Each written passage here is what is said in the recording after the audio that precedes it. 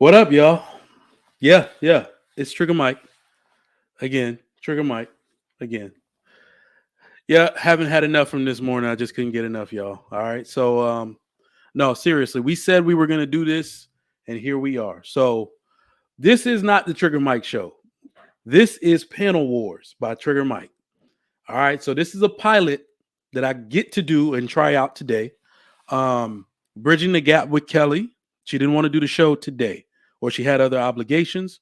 So we're going to try this model out tonight. This is just a pilot. I'm going to forewarn you. This is just a pilot. I've literally been sketching this out for all of like 36 hours. All right. It's just a pilot. I figure you got to take space and opportunity where you can. There was an open slot at night. You know, I'm a daytime host. So I wanted to try this model out tonight because this will be a nighttime show. All right. So greetings and thanks to everybody. If you have not already, hit that like and subscribe button if you're not subscribed to the channel. Shout out to the Lapeef Network. Make sure you share this out. Like and subscribe and share this content out. Now, I always ask you, if you can, contribute to the show in a monetary fashion. But if you cannot, I need you to hit that share button. But even though I'm asking you to hit the share button, I want you to really do it for this topic because I put broke in there for a reason. I'm trying to trigger y'all this evening. I'm trying to let you know that this is a topic that we need to discuss. I know a lot of people have a lot of differing opinions on this.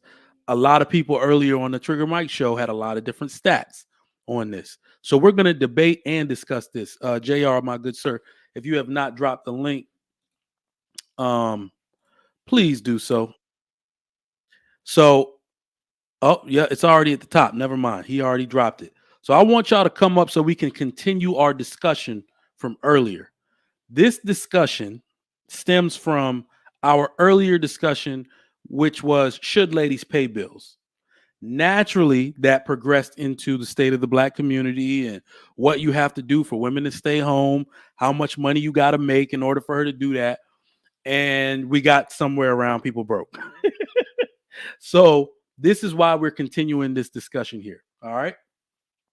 I want y'all to partake in this particular discussion. And this is not the typical type of thing that we do. This is panel wars. It's not going to be a war per se. We got shows for that. We got excellent shows that are known throughout YouTube for that, for the bickering. This is actually a debate show.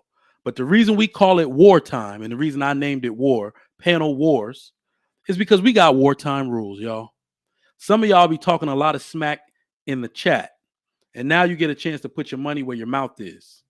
So wartime rules are at the bottom of the screen. When the panel comes up and we start going at it, we start talking about the points. I'm going to read the rules off in a second. If you don't like what somebody is saying, you know what to do. You can boot them right off. Please put that in the form of super chat so we can read it off on the screen. Leave your message for the person you're kicking off and leave their name in it too. All right. So what do we got on the topic tonight? The topic tonight is really, why are black people broke? And I mean, not individuals. You know, you got people that make a lot of money, people that do well for themselves. But as an ethnic group, yeah, we're pretty broke. All right. Individuals, women with children, yeah, pretty broke. You know, we're kind of running the entitlement train. I don't need to beat that dead horse. Everybody knows this is an issue and has been an issue. And it's not broke in the sense of not having money. Broke can also mean you can't really get that stride, that key catalyst, that engine started on your generational wealth. That could also mean broke. Living paycheck to paycheck is broke. All right. So we're going to get some context behind that today. But on our topics for tonight, we got credit. We're going to talk about that. We got lack of group economics. We're going to talk about that as well. We got the culture of consumerism as a topic. We got, does hip hop play a role? Think about it. We got that. Do you inherit spending habits from your parents? My wife gave me that one. And then bad decision making. And I'm gonna add some more as the night goes on. But the link is at the top of the chat.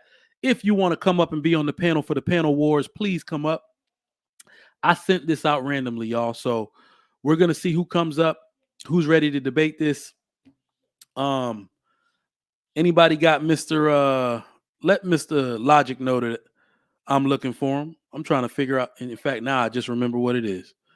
His Instagram. Because the damn show ain't Mr. Logic. All right. So let him know I'm looking for him.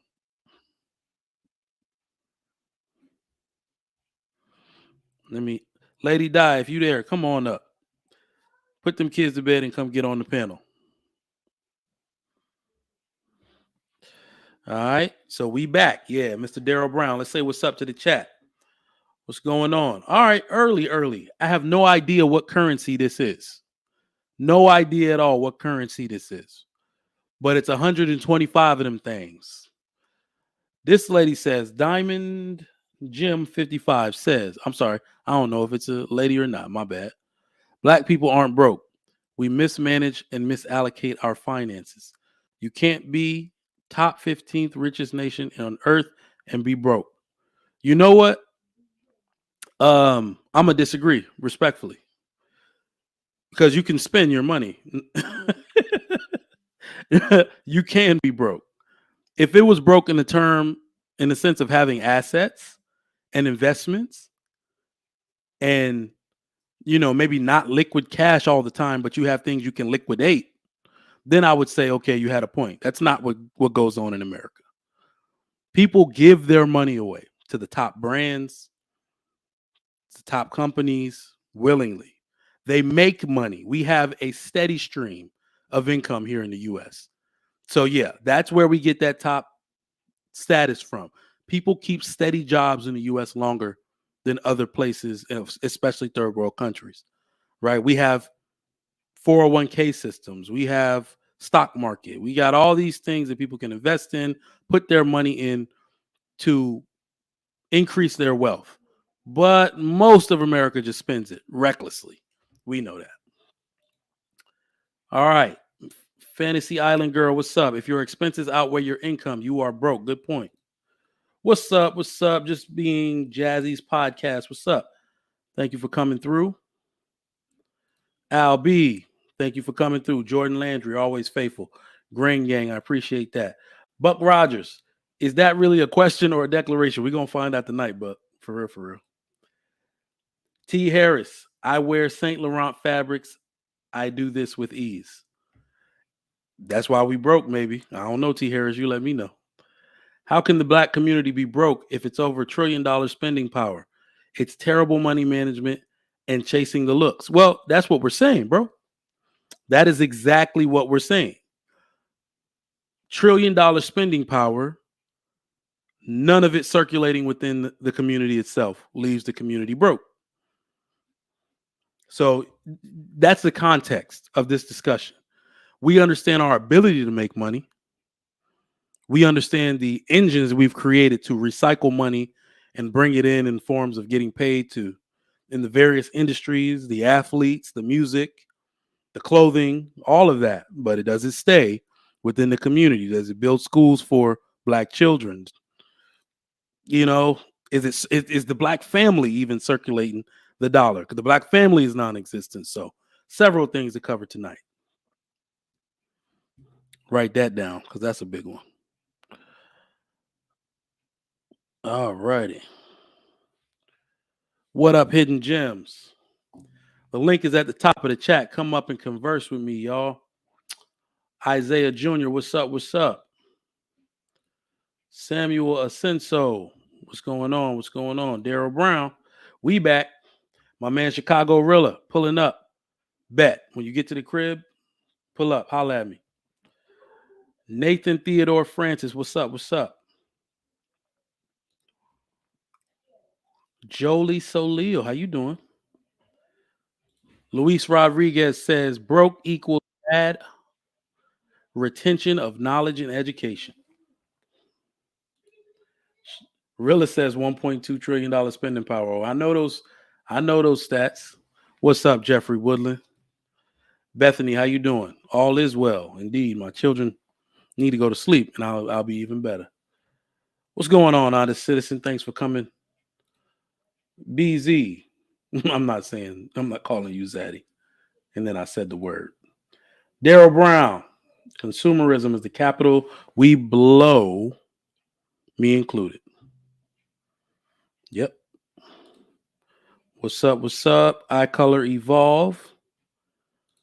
Afrocentric audio clip. Salute. All right. This is going to be a good topic. What's going on, Mr. Rich? Good evening. Yeah, good evening. How you doing? I'm good. I'm good. Just waiting on the rest of the gang to get here. You know, we continuing this from earlier. It was gonna get it was my fault. We probably would still be here from earlier talking about this if I didn't have to end the Yeah, stream. man, it's an endless conversation we could have about this. I know a lot of people like to throw around that buying power thing or that the $1 trillion, this and that. But if we all act like individuals and it all goes one way, it doesn't come back. Exactly.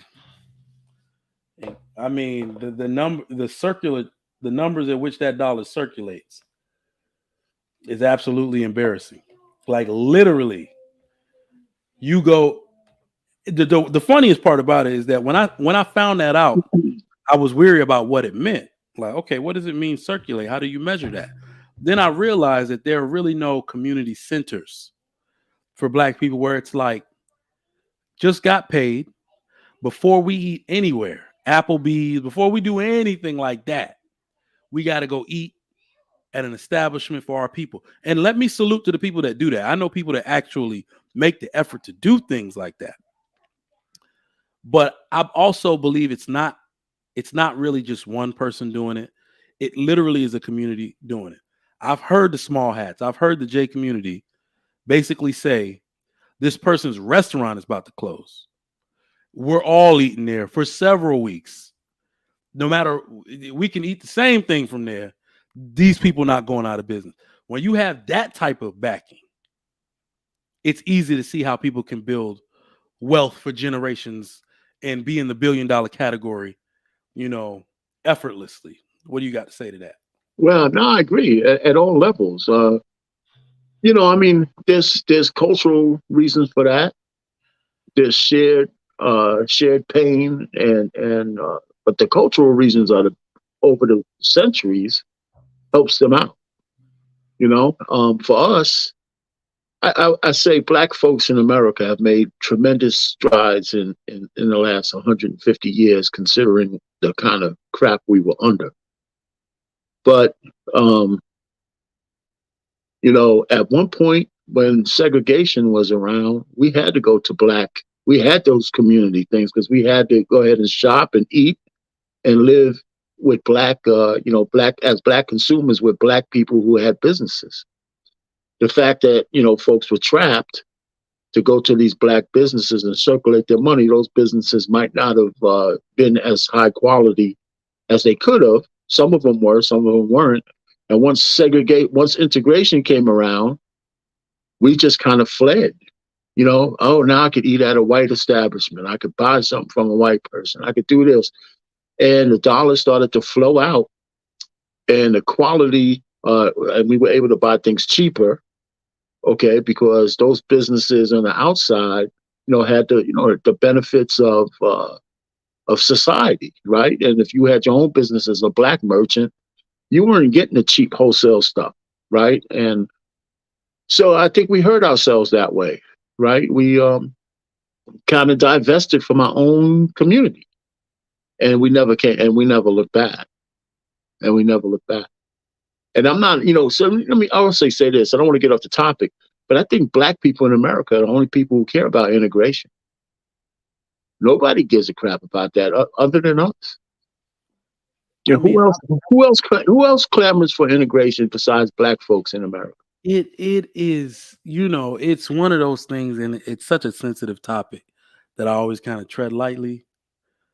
But I mean, all things considered, this is one of the things that I really believe I have a question about. I think it goes into, why do black people need to be liked all the time? Why do we need to be liked by everybody? Because the weird part about it is that to me is a part of integration we don't talk about.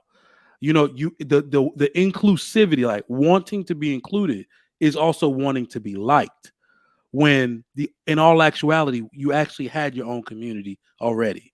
You already live near each other. You already could um, get state tax dollars for your own school. Like you could already do that. Why would you want to go to school with white kids? And I'm not even criticizing it because maybe I'm not intelligent enough to understand the depths of why it's great, but I can definitely tell you why it was not great. When you look at the communities that still to this day, the Chinatowns and the people that kept everything in house. When I realized that the Chinatown here in Houston, I believe most of the cops are Chinese. Like they made it so Chinese people police their community. And at first I thought it was some kind of special mandate. No, they have the ability to request these things because it's their tax dollars. So it's like, why couldn't we just do that? What say you to that, sir? Well, I mean, I think it's the same thing I said. They had the doctrine of separate but equal, and we knew that it wasn't separate but equal. So folks started saying, well, the white schools were a little bit better. They got the better supplies. They had a bigger tax base. So, so those are the kind of things that people fled. Now, immigrants who come here, Chinese, even black ones, right? They create their own communities. The signs go up in the language of the people. That if you go to a community of Jamaicans, you see a lot of signs with the Jamaican flags and stuff. Or if you go with Haitians, they got their community. Chinese, Hebrew, whatever it is, people kind of it was more like a salad bowl than a real melting pot that everybody thinks they wanted to have. So one community would barter with the other, right? I got my own, and if I need your services, we can share on that kind of equal level. And I think that works for almost everybody else. But for blacks, it didn't work. It hasn't worked that well. And when you said we need to be liked, I think what's worse is that we strive to be accepted. Mm-hmm. I mean, liked is one thing, yeah, but I think it's more like accepted. We have this innate need to be accepted by everybody. And you know, and I think the Democrats play on that. I think a lot of things, just the constant victimization. If you listen to Anton, that's one of our problems too. I think that keeps us broke. The way we vote, because it keeps us in the victim Olympics, and Mm-hmm. just the vibe between us and our women is unconscionable. I don't know how, as a married man, to see the kind of vitriol between the sexes, if we don't have each other, we don't have nothing. And that's another Mm-hmm. source of income that's going in different directions, right? The women with no covering of men, no matter how many degrees they have, they're still at the bottom of the economic totem pole. Men are just barely doing a little bit better because we can work with our hands and we work harder. And I mean, we work longer hours, so we make a little bit more money. But if we don't do it together, we fall behind, you know? So, uh, just getting back to what you're saying, I just think it's all part of this malaise that we're in. And now generationally, we're behind, right? I mean, I didn't learn about how to save money and stuff from my parents, even though they were together. They just worked. Yep. My father, he didn't invest in the stock market or anything like that. He just worked until he couldn't work anymore, and Yep. whatever money he had, whatever insurance policy he had was just enough to bury him. He was relying on Social Security. And actually, it was a Japanese guy who hit me to the stock market and mutual fund. Bet. All So right, Mr. Ruthless Truth. How you doing? Good evening to you. Gentlemen, how are you guys today? how you doing? We're doing Triple well. We're doing OG, well. Triple OG, What do you? and me and you about the same, Mike. I think that's Triple OG there. Me and you, Oh, okay. we about the same bracket. Maybe I might be a little older than you. Who, me? Yeah, I might Man, got you. people are a lot older than me, man. I'm 36 years old. That's it. I got a lot of grades, man. That's it. You been stressing? Yeah, I got a lot of Dealing with grades. the feminine Man. movement? It's my calling card. It's the only look. If you look under, you look over. I don't have grade nowhere else. Yeah, I see it. I Man. see. I had a few, and then what did they say? Don't pluck them. I plucked all of them. Them things came back. This is proof. That's funny. Do not pluck them. They're gonna come back. You know what that's from, right? Rick and Mike? That's the college years, baby. Oh man, you might be right. You might be right. I did a little too much. I did a little too much. All right, what you got on the topic in general? Well, I was reading your topic was that you said is the black community broken? No, broke. Just broke, money wise. Well, yes, of course. Well, money wise? Yeah. Money wise? Our problem isn't money. Money is not our problem. Our problem is more mental, more psychological. The problem is we invest too much into money. Like like, you know what I mean? To the point where some dudes are doing it by any means necessary, which is calling us to get, long jail sentences, or whatever the case may be. But money is not a problem. We know how to get it. We know how to get it. Like we're one of the better connoisseurs, soldiers out there, but we always don't play between the numbers, right? We go outside the numbers. So as a community, though, money has corrupted us. I believe it's corrupted us. We put it first. We use it to judge people. I mess with him if he got paper, right? Because in my days, Trigger Mike, if you was a soldier, right, you was a mess with you. Like, oh yeah, that's G. Now it's who got the money.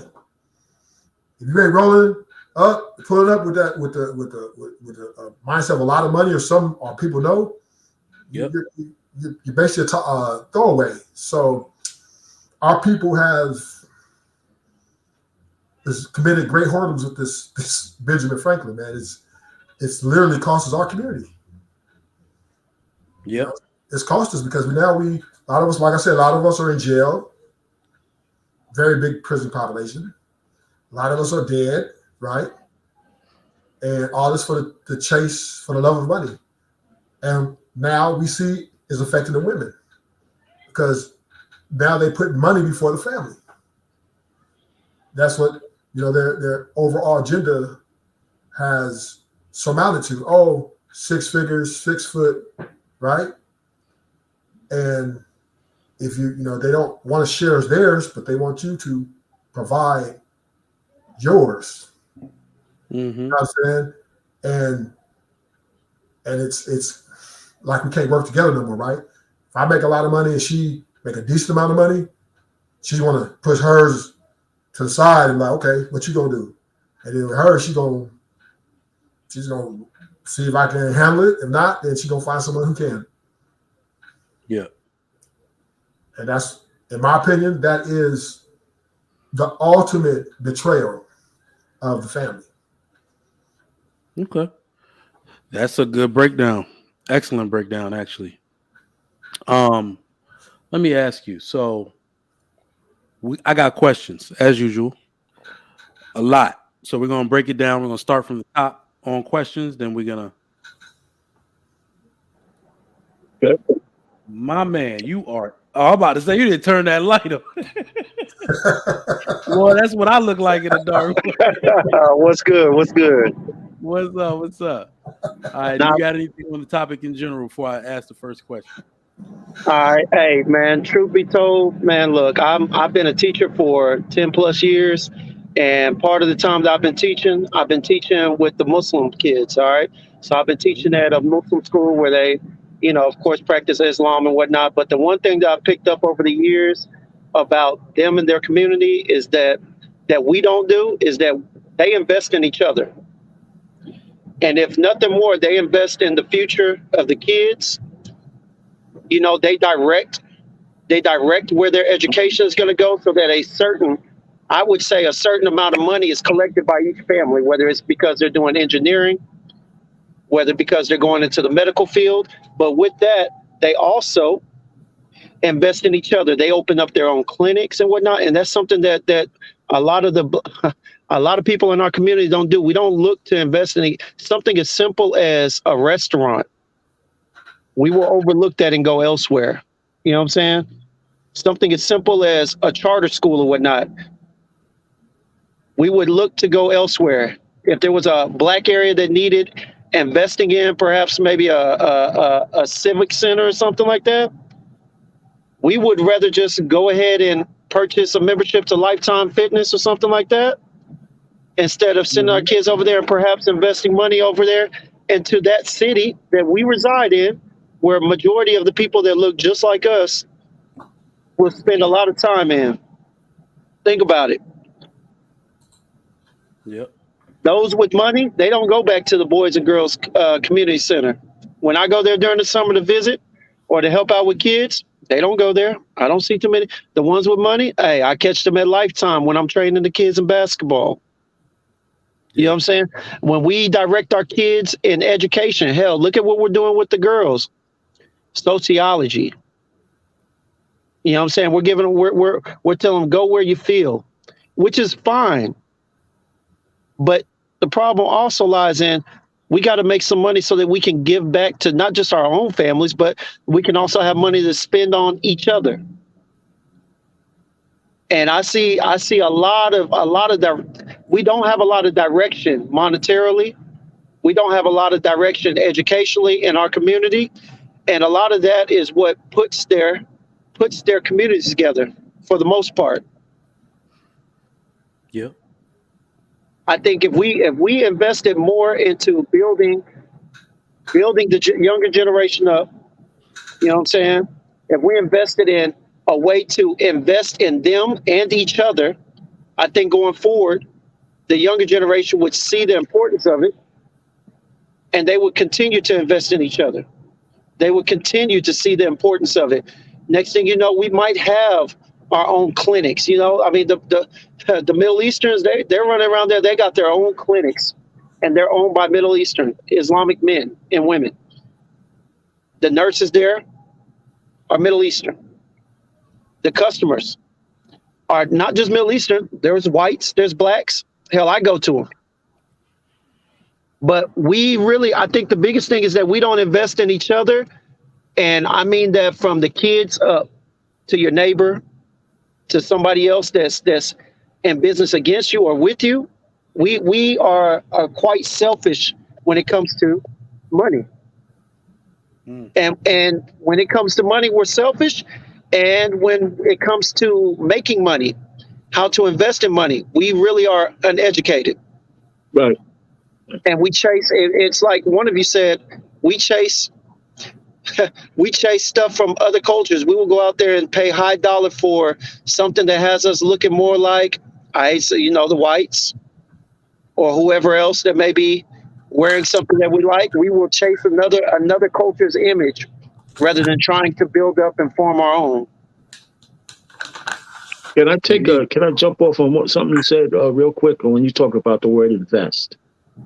Right. So when you talk about the word invest, and you said that a lot, and I agree with you, but invest also equals time. It equals trust. It equals to be able to have risk tolerance.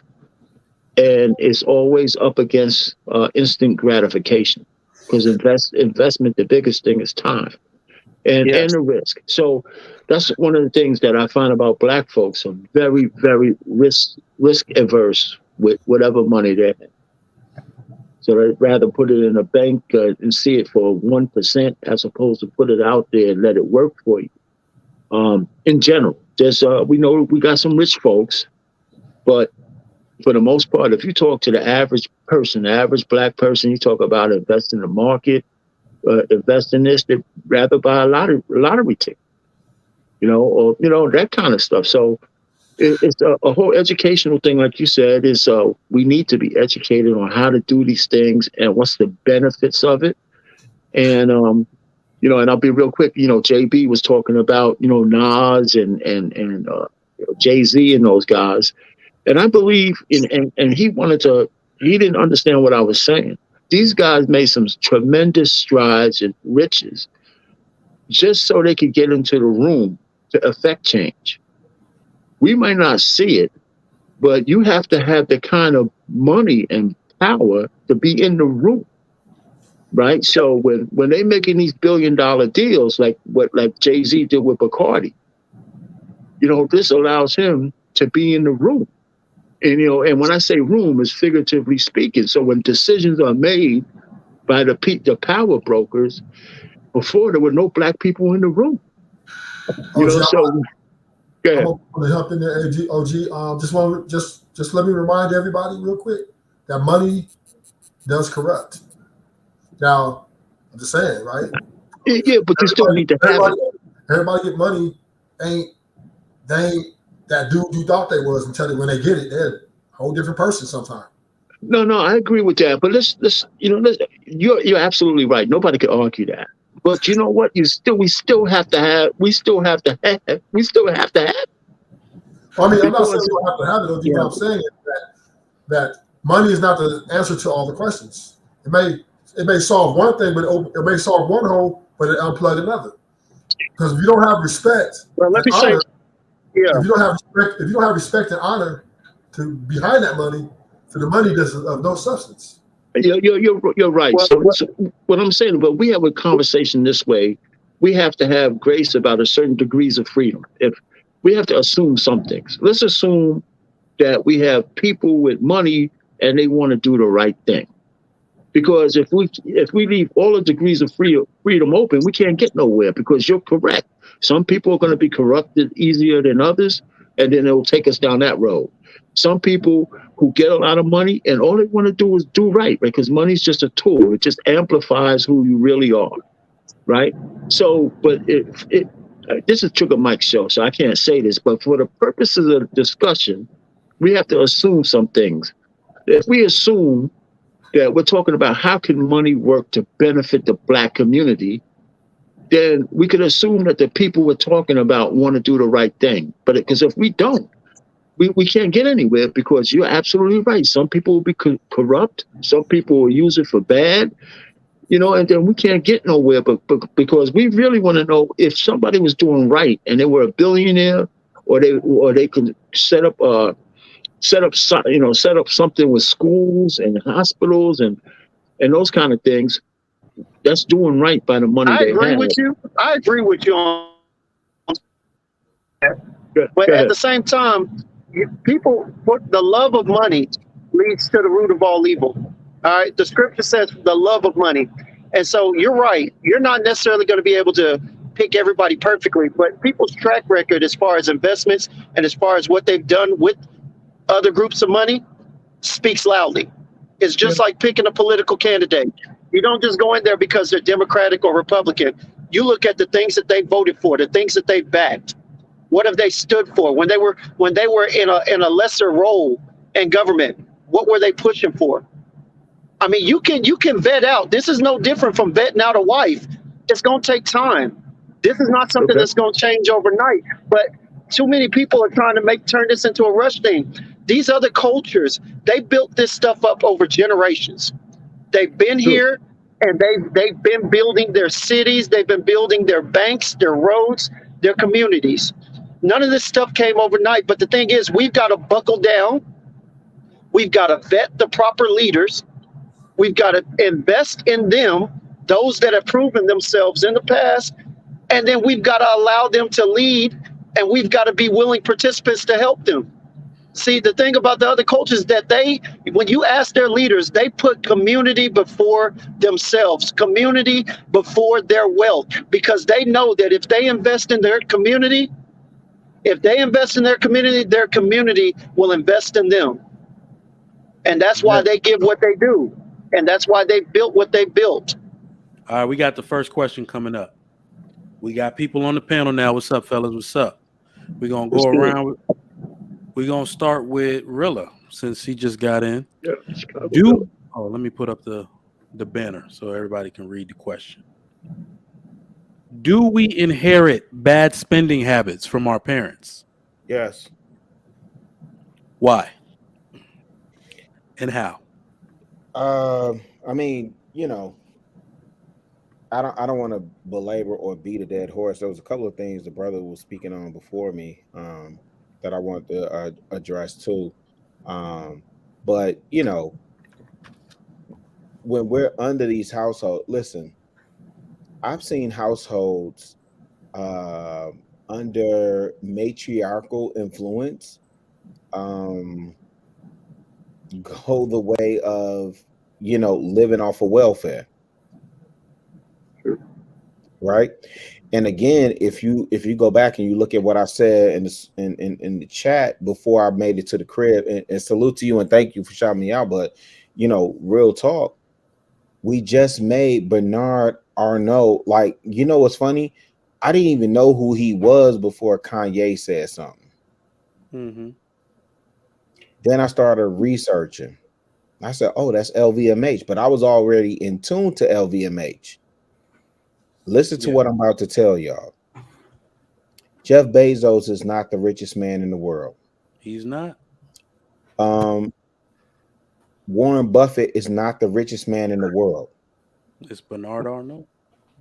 Who is Bernard Arnault? Trigger Mike. Bernard Arnault is the billionaire owner of LVHM and other Wait. lifestyle. Huh?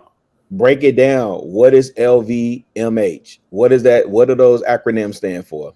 Damn, it's Louis Vuitton something something. Moet Hennessy. Moet Hennessy.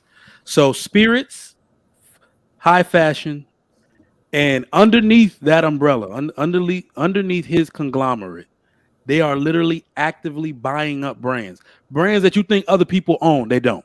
He owns them. Mm. So yeah, I mean, literally, Hey, if but you more go, if important than that, but this is what I'm saying though, Trigger Mike, because it does it keys it like we talk about the black culture, we talk about hip hop, we talk about the things that we celebrate, we talk about all these things.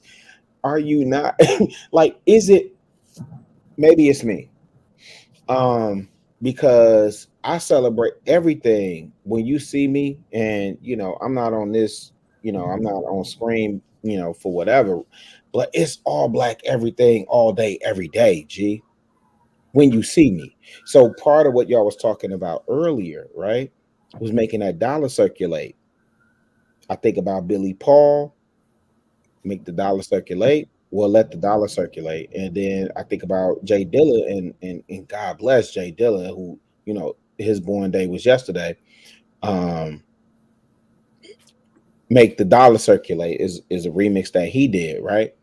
But I think about those things, and I think about the 20 years that I spent in Atlanta, and I didn't even have to think about the dollar circulating. And I'm listening to y'all talking, mm-hmm. right? We literally, and I'm saying as a collective, I do not dismiss myself in that. I don't own any Louis Vuitton. I love, you know, I celebrate Virgil Abloh and what he was able to do, to get to that level, to be the director for men's fashion for Louis Vuitton. But I don't own any Louis Vuitton, bro. I don't own any stock in LVMH, but I pay attention to it, right?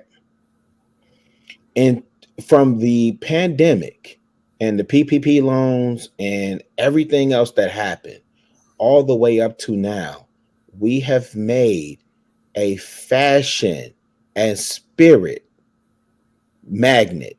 Is that the right word? Magnet. Yep. We made Magnate. him. We've made him the not Bill Gates, not Bezos, not Computer Eric software, Goldsmith. not Elon Musk. No. Yes, sir. So I'll pipe down after that because there's a couple other things that I want to say. But when we talk about that 1.2 trillion, this is why I keep trying to tell people we get in these spaces, and this is why I love what you're doing, Trick. And I didn't know you were that young. In terms of me, salute to Mhm. you, and I mean salute to you on in every form, bro, for what you're doing. Like serious. Um, please keep pushing the needle. The thing of it is, with us as a people, 1.2 trillion, and we don't control anything. Africa is still rich in minerals, and we don't control anything. Mm-hmm. But we'll and let me digress for 2 seconds, and I'll pipe down, bro. Like for real, for real.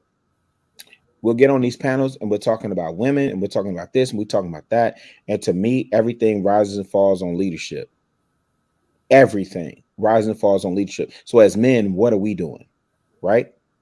And I'm not excusing bad behavior of women or unruly women. That's not what I'm talking about, fam.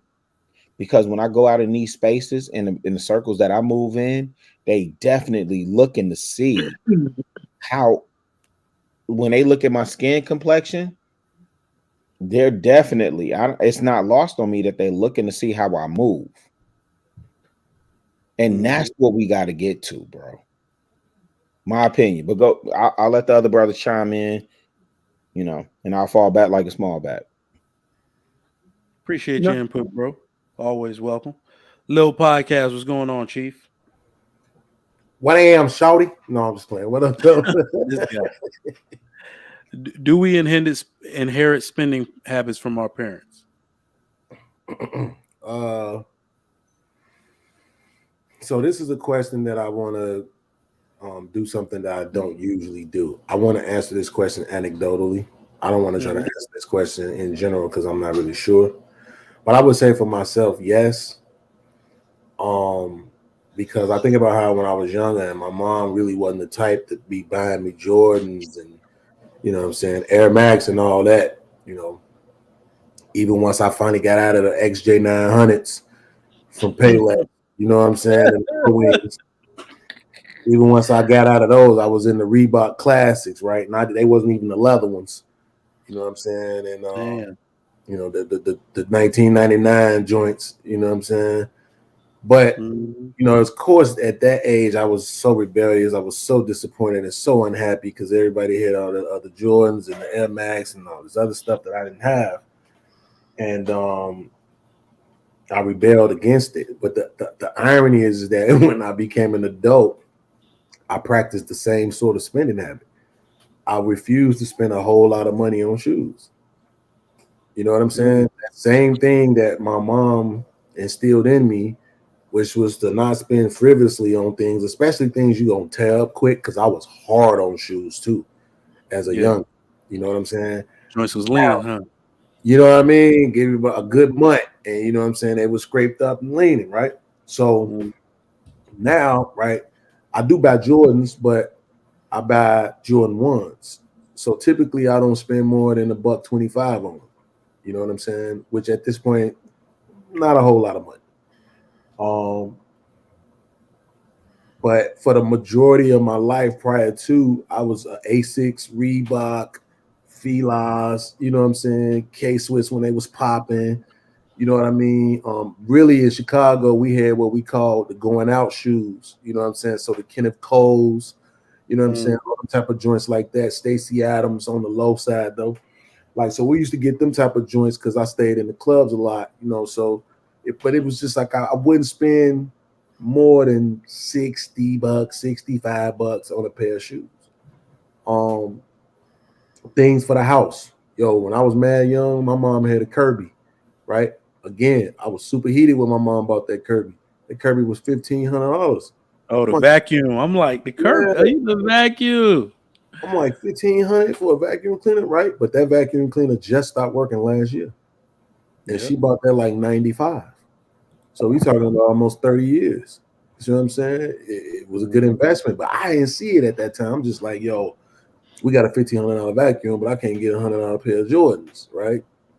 But the same thing for me as I got older, right? When I was with my lady and we had the crib together, I always was smart about how I shop. We don't need to go out and go get this and get that. We need to get what we need. We need to make sure we invest in this and that and blah, blah, Skippy, to make sure that we not overspending on things. So I know I did inherit a lot, you know what I'm saying, of my spending habits from my mom.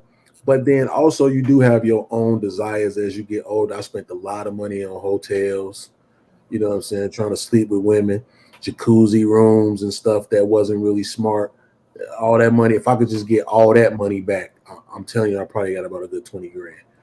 You know what I'm saying? So I definitely didn't inherit that from my mom. So I do think some of it is cultural. We cannot pretend like music and movies don't influence us. They really have been a major influence on us culturally for a few decades now. But I do think if you tapped in with your parents in the crib like that, yeah, they'll definitely have an influence on you and how you spend. Bet. Mr. Rich, do Yeah, we I mean, inherit? Go ahead. yeah, I heard the question. Yeah, I think the way your parents and whoever you lived in with, the way they spend will have an impact on you. But for me, I don't think it was that profound. I mean, when I went to college, I had my little stipend for going to school back in the day when my tuition cost like $700 a semester, and we got a little bit of money to spend. I was prudent with that. Just because it had to last, because I had no income, I wasn't working, just a full time student. Even with dating, I had a budget for that. So I had a budget for dates. Well, once that budget ran out and I couldn't get past first base on a girl, that was it. I had to go to the next one. So I was prudent. Yeah, I didn't know how to invest that much, but I just knew that the money had to last. It was, putting pennies on the counter to get tacos for dinner uh, was tough. But I remember those days. So and going into adulthood and getting a full time job, I was a little bit more prudent, I think, than a lot of people. But I still ran up a little bit of debt, because I was single for most of my 20s. But it was nothing I couldn't recover from. I always thought American Express card was better than a credit card because you couldn't really spend more than you could pay off in a month. Those kind of things. So I learned those things on my own, just to living. So my parents didn't do that, but then once I learned how to invest, I made sure once I had my kids to teach them how to do that. So that's how generations pass down information, so, but nobody did that for me deliberately, so I have to make sure I'm going to do it for the next generation, and hopefully they'll do it for theirs. Hey, Trigger Mike, just really quick, because bro brings up a good point. In terms of, we always are starting from zero. Yep. Like, you got to learn the hard way, right? Like, so when I listen to bro speak, it actually sounds like, no disrespect, fam, but it actually sounds like you had the Theo Huxtable starter kit, right? Like you say, you went to school, and I would imagine, and I don't know if both your parents paid for school or this, that, and the third, whoop de woo, but it sounds like you were in good position, right? And so now you're saying, hey, I had to bump my head and learn and this, that, and the third, and now I can teach mine. I didn't give you the whole story, Chicago, really. Yes, sir. It seemed cleaner than it was, because I didn't have any money for college. I went in on a program, and I found out about that program on my own. Right? They had this educational opportunity program, and that was the only way I was going to get to school. I had to stay in the state, and that's what helped me out. I just pretty much I had to learn that on my own. So nobody told me, but it does sound. I lived with my grandparents and my aunt. She was my guardian, and my father was still around, but when my mother died, he was a wreck. He couldn't take care of us. And his sister was my mother's best friend. So that's who I went with, me and my brother. So we lived in a house with a whole bunch of my cousins and stuff like that. So, and a whole bunch of women. And that's a whole nother story. So, love and gratitude for you. I'll let Trigger Mike get back to his show, but love and gratitude for you, because that part of the story is also very familiar with me. And is, I think you may be around the same age I am. I'll be 49 this year in August, man. And when I go and talk to these young bloods, man. hey, Chicago, real. I used to watch you on the old Lapeef show. I'm 64. Oh wow. I'm That's why 64. I'm like, you said you about to say. No, I didn't know. I didn't Yeah, know. I didn't 64, know. man. Yeah, he says his age all the time. Yeah. Yeah, Boy, like to make I himself don't know, sound man. older. I Nah, too. I love feel it. old. Listen, I'm signing up for Medicare this year, man. You know. man, listen, listen, Oh, snap. You about to get paid. listen. Love and gratitude to Yeah, you, fam. man. Like honestly, because I think we're all in a space where we're trying to figure it out, and I think the man, the work that Trigger Mike is doing, I think that it's the separation of how it all falls on men, but it does still all fall on us, I right? So agree. we got to recognize the boomer generation for the baton not being passed to us, and then Generation X. This generation that's currently happening, I accept full responsibility, and obviously not on behalf of all Generation X, but it's happening on our watch, man. So we got to have these conversations because these young bloods are listening. And again, shout out to the Cheekies and the Jedi Mikes and the Jonathan Barronvilles and the Sway, that's all doing what they do in this space. But these conversations are necessary. So that's why I pulled up tonight, man. Salute to y'all, man. Bet. Ruthless truth. You'll What go. up? Well, I must say, can I blame it on my parents? I'll say I'm a product of my environment. From my days when I was growing up, my mom wanted to get me the most inexpensive shoes you can find, but I would let her. I tell her I want the shoes everybody else got in school. I want the Jordans. I want what everybody else got. So, and our people, we're very high fashion type of people. We like it's what type of shoes you wear to what shirt you wear, pretty much your reputation. And so my spending habits come from me, right? Or a product of my environment, what I've seen around me, right? What I've seen and what I desired, what I long for, right? Oh man, I want them Air Maxes. I want them Air Maxes, right? My mom did wear Air Maxes. My dad did wear Air Maxes, right?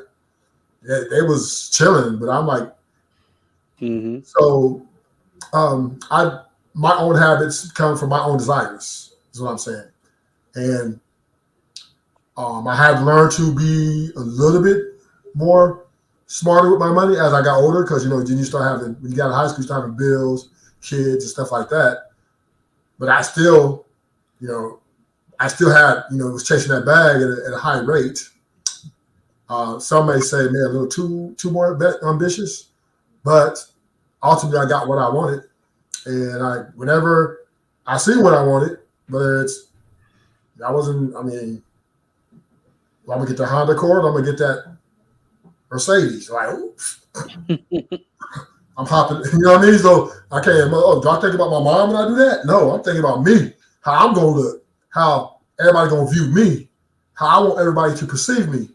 And I'm pulling up.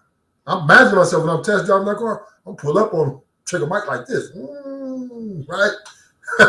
So I ain't thinking about my parents, I'm thinking about me, my clothes, how I shop, what I do. I wear a lot of brands, so Polo, you name it. I'm not finna go. I'm sorry, I'm not finna go to the penny shop. That's just how I roll. So yeah, I accept responsibility, and accountability for my maybe spending habits that are pretty, I would say, lavish habits.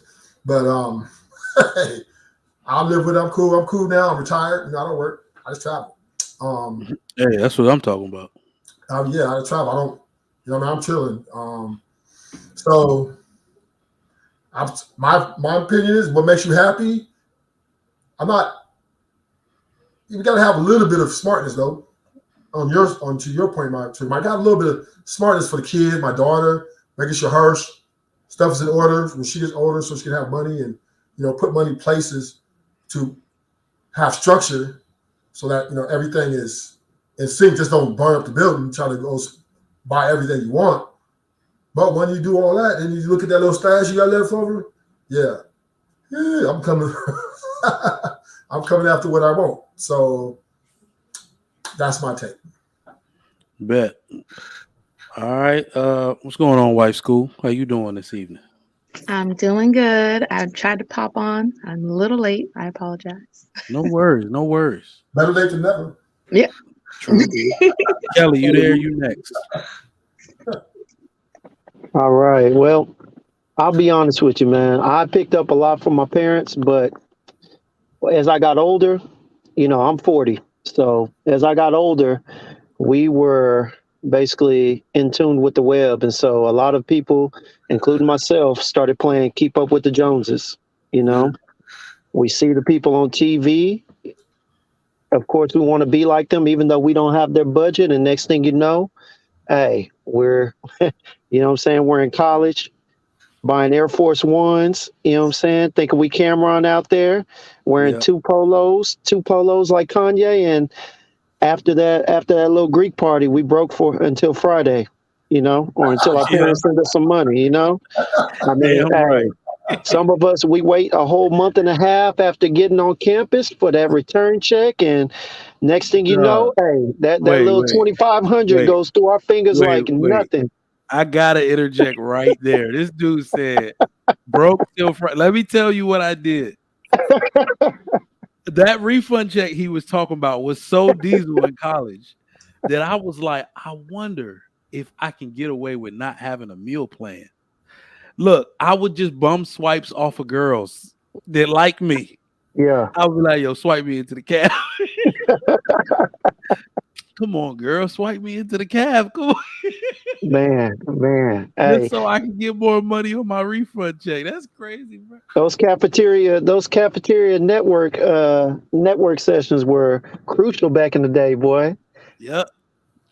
But no, Um, man. I mean, you know how it was, man. I mean, the truth of the matter is that nowadays with social media being such an influence and open to so many kids at a young age, it's important, I believe, that the parents get on correct spending and saving habits at an early age. And I'm talking about probably up at age 8.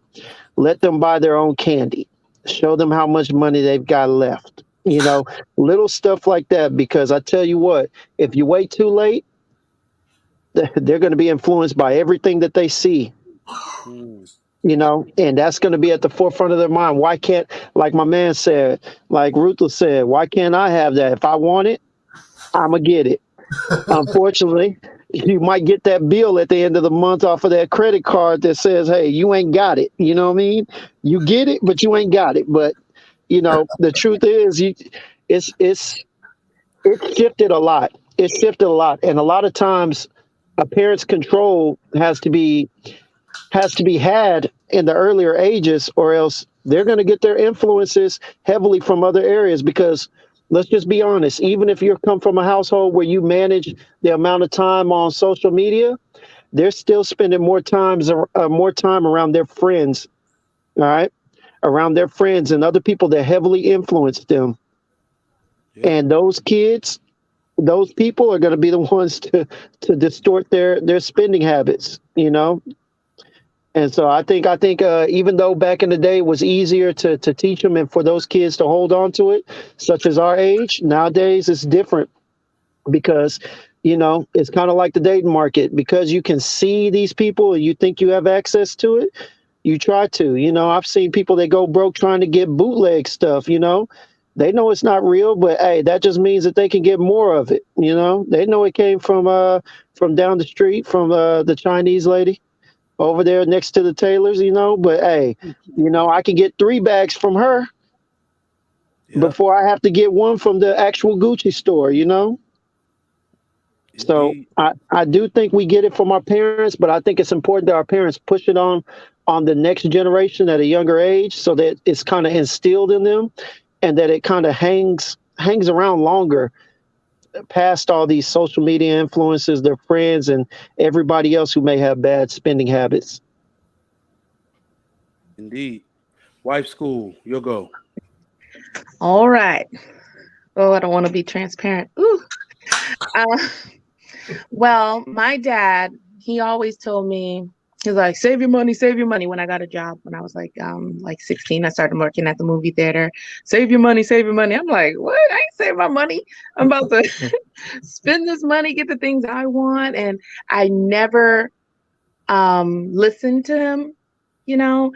And then when I look back, I'm like, wow, I could have had something, or I could have had developed these good saving habits and been purchasing something way big, investing in something bigger.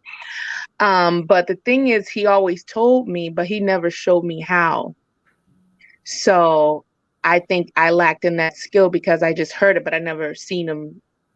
I never seen him saving anything. Like he probably put some money, like the old school people put the money in the mattress or some hole in the backyard.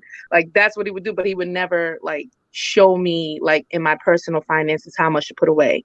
I'm a church goer, so I think more emphasis was put on tithing, instead of like tithing for yourself, like allocating what you want for, church and yourself and, your expenses.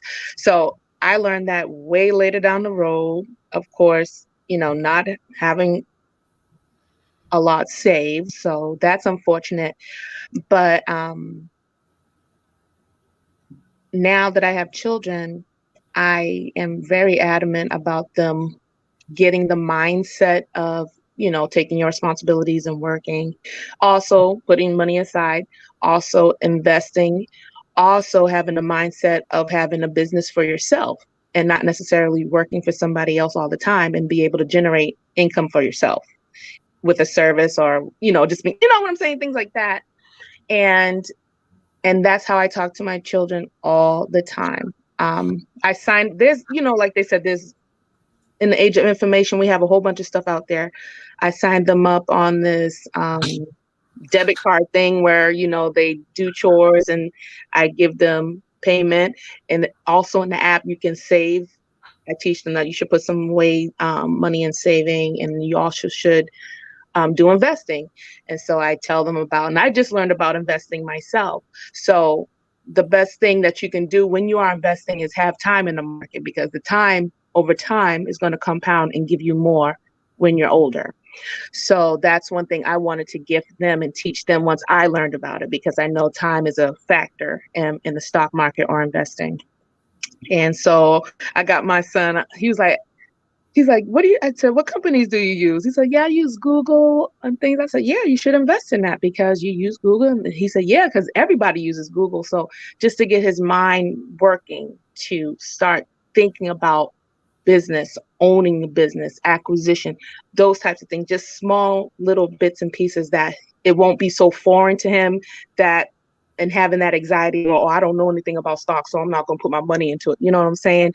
And I think with Black people, sometimes we don't invest because we think a lot of things are scams and we're afraid to spend our money. So I just want to indoctrinate him in his financial, acuity, so that he's not afraid of money and finances and all those things. Got you. Yeah. I don't know why we think everything's a scam when Jordan's now cost over $200. That's the biggest scam I ever seen. Mm-hmm. Well, we think it's a scam because we've been indoctrinated into that. Mm-hmm. Yeah. You see what I'm saying? We don't realize how we invested. Okay. As a young blood, right? In Chicago in 87, had I invested in, let's say, Nike, when I saw that Cass was getting robbed for their Jordans, right? And I had the perspective to say, oh, that's what they place value in, blah, blah, blah, blah. That's how the capitalist system works, right? Had I invested then? You look at Warren Buffett. He's an early investor in Coca-Cola, McDonald's. Again, when we have these conversations about people who are successful in business and investments, and we look at and we celebrate like the Oprahs of the world, the Robert Frederick. Listen, these are some of the Mount Rushmore for me. Not Oprah, but Robert Frederick Smith, Michael Lee Chin, John Rogers from Area Mutual Funds. These are some of my Mount Rushmore business leaders, right? Reginald Lewis, obviously Reginald Lewis, right? But here's the thing: they're worth 1.6 billion, couple billion. Yo, Trigger, what is the wealthiest man in the global? What is he worth? Is it like 178 billion something? No, it's Arno, 200 and Come on, something bro. Billion. billion. And yeah, Elon must be creeping up there. It just depends on how much wealth he lost No, this week. he's there, but he's, it's just because he did that Yeah, investment. his stock value just be going up and down. Well, Bezos too. But yeah, well, Arno Bezos is at gonna be like straight. 200 something million. Nah, but Bezos gonna be straight. But with Elon, it's just because of the Twitter investment and then so Yeah. on and so forth.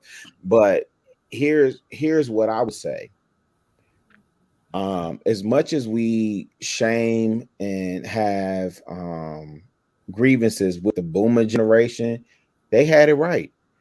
It's funny because during Black History Month, we started doing our research and this, that, and the third. But then it's also like if you do the history, like when you look at your great granddad and this, that, and the third, and then you hear these people talking about, yeah, great granddad or Papa this or Papa, blah, blah, blah, blah. They had businesses, bruh. And you know what? Hey, Trigger, they own the land, G. They put big pride in that. They own the land, right? So we running around. One of the things that you are talking about in this situation, one of the things that I think about is how Martin Luther King talked about in that speech that eventually got him taken up out of here. He was saying, man, I grieve or fear for the fact that I've run my people into a burning building, right? Because he understood that integration ultimately was not the way. I don't know where any of y'all live at, but if any of y'all live in Chicago, I'm just telling you the most successful communities. And if you go to Detroit too, and if I think about Atlanta, and I'm only saying that because I've lived in all three of those places, I can point out specific communities that have thrived based on what you're talking about early, Trigger Mike, that dollar circulating. That Billy Paul let the dollar circulate. That Jay Dilla remix make the dollar circulate. Hey, Right? That Gorilla. only hold on, Oh, just go ahead. down. Yeah, Just go give me ahead. Go ahead. My bad. 2 seconds of grace. That only lives 2 seconds in our community, right? But if I go to Pilsen, which they're phasing, they're moving. Pilsen historically in Chicago is Hispanic community. They're phasing them out. You know what they'll never phase out? Chinatown. They'll never phase out Cermak. You will never move those Chinese, Asian, whatever, Korean, whatever, off they square over Koreatown, there. You are never moving them off there. You know we have here in Chicago also, Trigger Mike, Ukrainian Village, Mm-hmm. Little Italy, Greek Town. You know who's not moving from over there? None of them people ever. Mm-hmm. But you know Right. what they'll do for us? You know what's happening in Chicago right now, where everybody I'm not saying y'all like but on this panel, but I'm just saying while all y'all keep talking about the gun violence and the black on black and this, that, and third. No, they are pushing black folk in any city. Pull it up. Mm-hmm. They're pushing them further and further and further and further out south off the bus line. And they're putting you Negroes where you can't get into the city and interfere with what they finna do. They're gonna let y'all run down the property value, and then guess what they doing? They coming in and buying it up for cheap. Mm-hmm. Bronzeville in Chicago is literally Harlem. Mm-hmm. Harlem. Lorraine's Hansberry, Quincy Jones, Langston Hughes. All of that is associated with Bronzeville. Guess what's going? Them homes in Bronzeville, bro, 1.5 million. Damn. Do you see what I'm saying? We talking, when you get to it, 1.2 trillion in spending power. And this is what I'm saying, bro. I specifically, when I lived in Atlanta, I couldn't walk 5 steps without investing in the black business. It was just part of the culture. I accidentally spent with black business. I was used to that.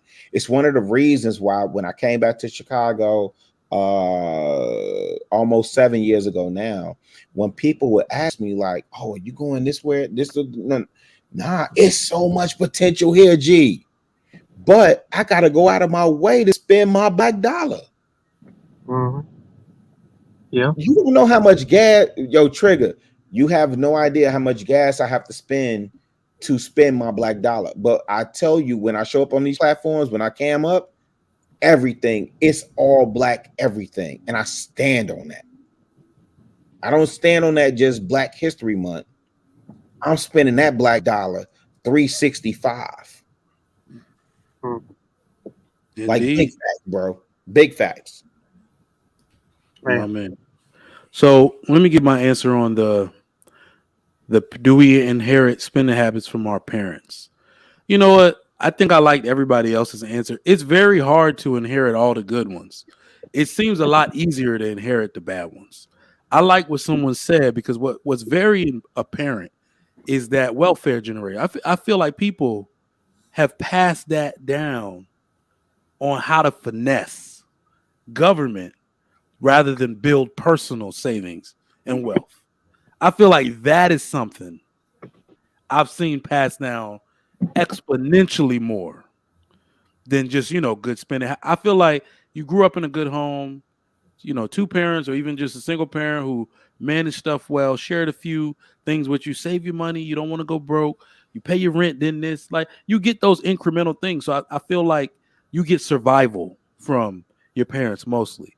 But boy, when I'm talking about people who know how to use that welfare system, they created a science. They could teach a class. They probably got a class on masterclass.com. Girl, don't do that. You won't get the Medicaid if you do that. You got to pay X amount of dollars a month. Don't write that on your taxes. It's gonna come back in. But I've heard all of this throughout my life. Like y'all are finesse. I feel like people are professional finessers. They learn all of the bad habits. I can see till this day, and here's actually I can see till this day that there are people who won't go out and work to make certain amounts of money just so they can stay on welfare. Like that to me is teaching a bad habit. That is the essence and bad habits on display. But we got new panelists here. So what's going on, Black Dragon? Welcome this evening. All right. I got a new question for you. Enter Black Dragon. I want you to start this one. All right. How can Black people practice group economics? If your ideal situation, just give one thing like, and this is what I feel like needs to happen. How can Black people practice group economics? I think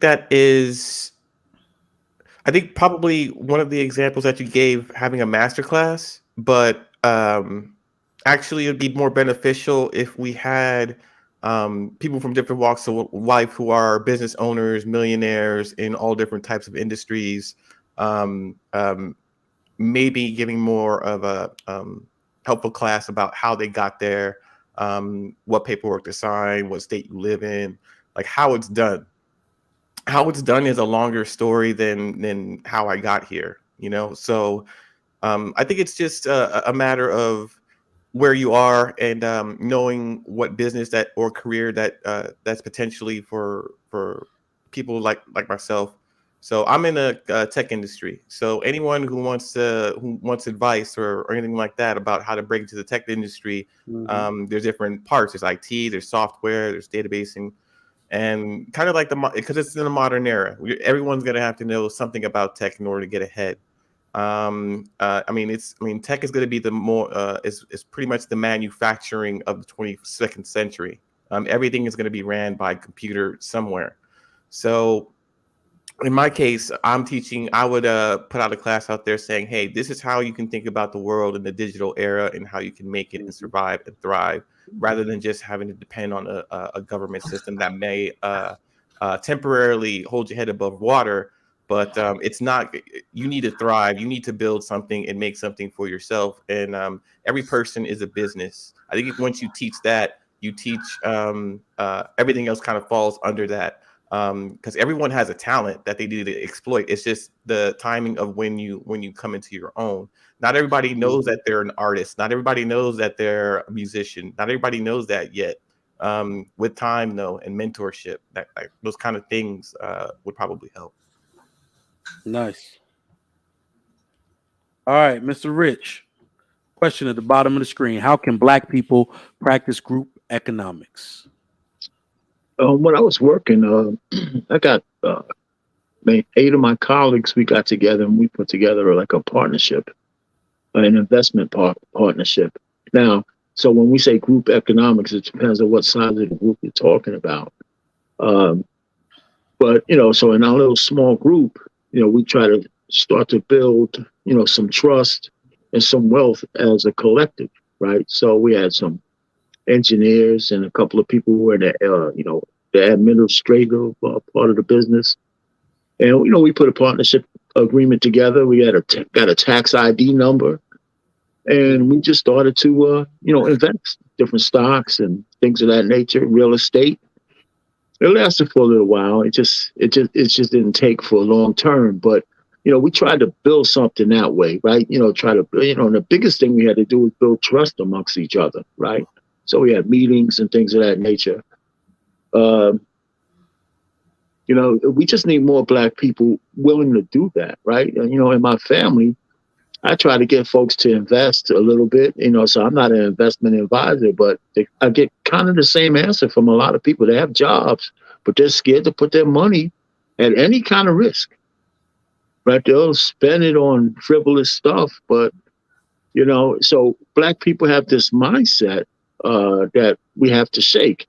And again, I know I said this before this morning, we have and I hate to say it because it's not a good thing, but we have a class issue in the Black community. Mm-hmm. We just do. I mean, people could deny it, but there's Blacks who are middle class and trying to strive for things and have intact families. There's not many of us, but there are some. They tend to move outside of the city. And the culture inside the inner cities is completely different. I mean, the way people think, so, and there's some things that are similar across the board.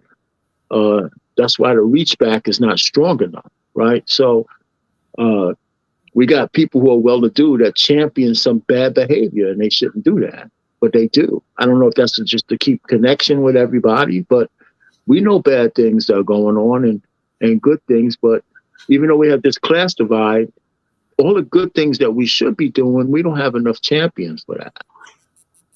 And that's it's as simple as that. And I'm gonna say this last thing, and I don't want to hurt nobody.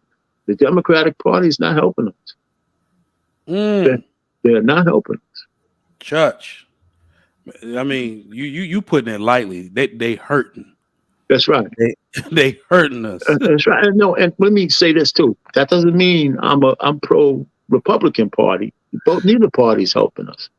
We're on our own, and I think we don't know it. But there you go. So I mean, so back to the answer. Sometimes you got to start small to build a big community. But one of the things was, as Black folks, we need to trust each other and go into business with each other, and work out a plan that we could both trust. If you need a third party to qualify the plan, that this is a good plan from a bad plan. When we put things together that way, we can start building. And that's why we don't have what these other communities have. They trust each other. And culture has a lot to do with that. So that's where we are. Gotcha. Chicago Rilla. How can Well, Black people? I was chomping at the bit for you to come to me. Yep. I was chomping at the bit for you to come to me. I figured somebody got a loaded answer for this one. Man, listen, I kind of already laid it out, bro. Be intentional about spending your Black dollar. Period. Trick. Look, Mike, we get on here a lot of times, and I'm not talking about YouTube. I'm just talking about social media, right? We do our little feel good, go out and spend with a Black business, and we have a bad experience. And it's the first thing we do? I'm finna write a review. Mm-hmm. And this is why Black business and whoop de whoop. Hey, let me tell you something, fam. I done said this on the platform. G, my laundry detergent. I have a subscription to Black-owned laundry detergent. Damn, I didn't know there was such a thing. Yes, in Atlanta. True detergent. Facts, and I've been plugged for a minute. Listen, Ride Fresh just went on the Shark Tank for round 2. I had been Mm-hmm. subscribed to them. After they went on air, I posted and was like, proud subscriber, whoop de woo, tagged them, and they reached out to me behind the scenes and said, man, appreciate the love, bro. It's all black. I start at black and then I move out. You understand what I'm saying? Because if I go to Chinatown, guess what? It's all, Asian down there, bro. If I'm in Detroit and I go to Mexico Town, I think it's Mexican Town in Detroit, it's all them. Mm-hmm. Yep. We the only ones that really get on us. And you know what's the misnomer, bro? We expect us as small business owners and people trying to maneuver. We expect us to maneuver like and have the resources of a Walmart. So when you make a complaint, I'm just supposed to give it to you for free because you made a complaint. Yo, fam, it don't work like that. It used to be, Mr. Enter the Black Dragon was a part of the neighborhood, and I knew him. So I know he not trying to do me harm. So if he made a mistake, he made a mistake, and I give him grace, but I'm still going to support his business. It's only because, bro, please let me cook on this one. It's only because you Negroes think you got to assimilate into their culture. You have got to be seen. You got to wear Louis Vuitton. You got to wear Gucci. You got to be accepted by them. You niggas don't even know about Oswald Boateng. Look, she said, I know. Y'all don't even know about Oswald Boateng. We talk about Savile Row, right? Well, man, this is what I'm saying. It's all black everything for me, all day, every day. You could, bro, if you come to my career right now, you could run my resume from the rooter to the tutor and see what I'm doing. I'm talking about from the soap. I'm talking about everyday consumer goods. Because Procter and Gamble, okay, let me drop another one on you. Shout out to Tristan Walker and Bevel, who sold this company, black-owned company. It was and I use his products religiously. It's a shaving program that he has specifically for people of color, specifically for men that look like you and I, who, when we shave, we may get razor bumps, yada, yada, yada. Now, he was able to get his products in Target on his own, and then Procter and Gamble. I think it's Procter and Gamble, not with L'Oreal. Procter and Gamble came along. L'Oreal is Carol's daughter. Procter and Gamble is Bevel. Okay, so now when Procter and Gamble came along, he's the first black CEO under the Procter and Gamble. Tristan Walker, I'm talking about. Under the umbrella of Procter and Gamble companies, and so he maintains anonymity and all these different things, and still caters and still translates and tells the story and creates products for black men. This is how we should be moving. We should be intentional about spending that dollar because, as you said, Trigger Mike, how long does that black dollar last in our community, bro? It's not even 24 hours, bro. It's less than. It's not 24 hours. It's less than an hour, G. I'm in Chicago and I can point you to the nearest liquor store. I can point you to the nearest whoever in our community that doesn't look like us, that doesn't treat us with the respect and dignity that we would deserve, but we will willingly spend our dollar with them. So we can get the accolades either of other Negroes who are aspiring to be assimilated and received by those others, or by them directly. I'm not on that wave, G. I'm not on that wave. You go through my closet, most of my closet is leaders. Most of the cats, leaders is 20 years in the game. Corey Gilkey, shout out to Corey. I gotta say this, bro. Please, just 2 seconds. I'll pipe down. Corey Gilkey, man, genius. He does not post multi. I would say I ain't gonna disclose what I think his net worth is, but I'm just saying the brother travels and he never travels to like the exotic places and do the passport bro thing. He travels to like Haiti, he travels to Ghana, he travels to Eritrea, Ethiopia. And you know what he's doing when he goes over there? Where he documents the businesses that he's creating in terms of the diaspora to bring that back to us. This is how I learn about there's an Ethiopian shoe company. I can't think of it now, but there's an Ethiopian shoe company. And I'm like, yo, I need to get a pair of kicks from them. Right? This is how we need to spend and practice group economics. My stock portfolio, right? It's up. But you know what's in, I'll tell you the top I'll tell you 4 that I have in my stock portfolio. AMS, which is a black-owned medical supply company based out of California. I also have Urban One, which is Radio One, which is TV. Research that. And then I also have, who else do I have in there? Gosh, I can't think of it offhand. I specifically invest Black Dollar. Oh wait, let me go back. I'm sorry, Trigger Mike. I'm about to say Killer Mike. Trigger Mike. Killer Mike. I really do be wanting to call you Killer Mike a lot of times, bro. Fan base. I invest in fan base.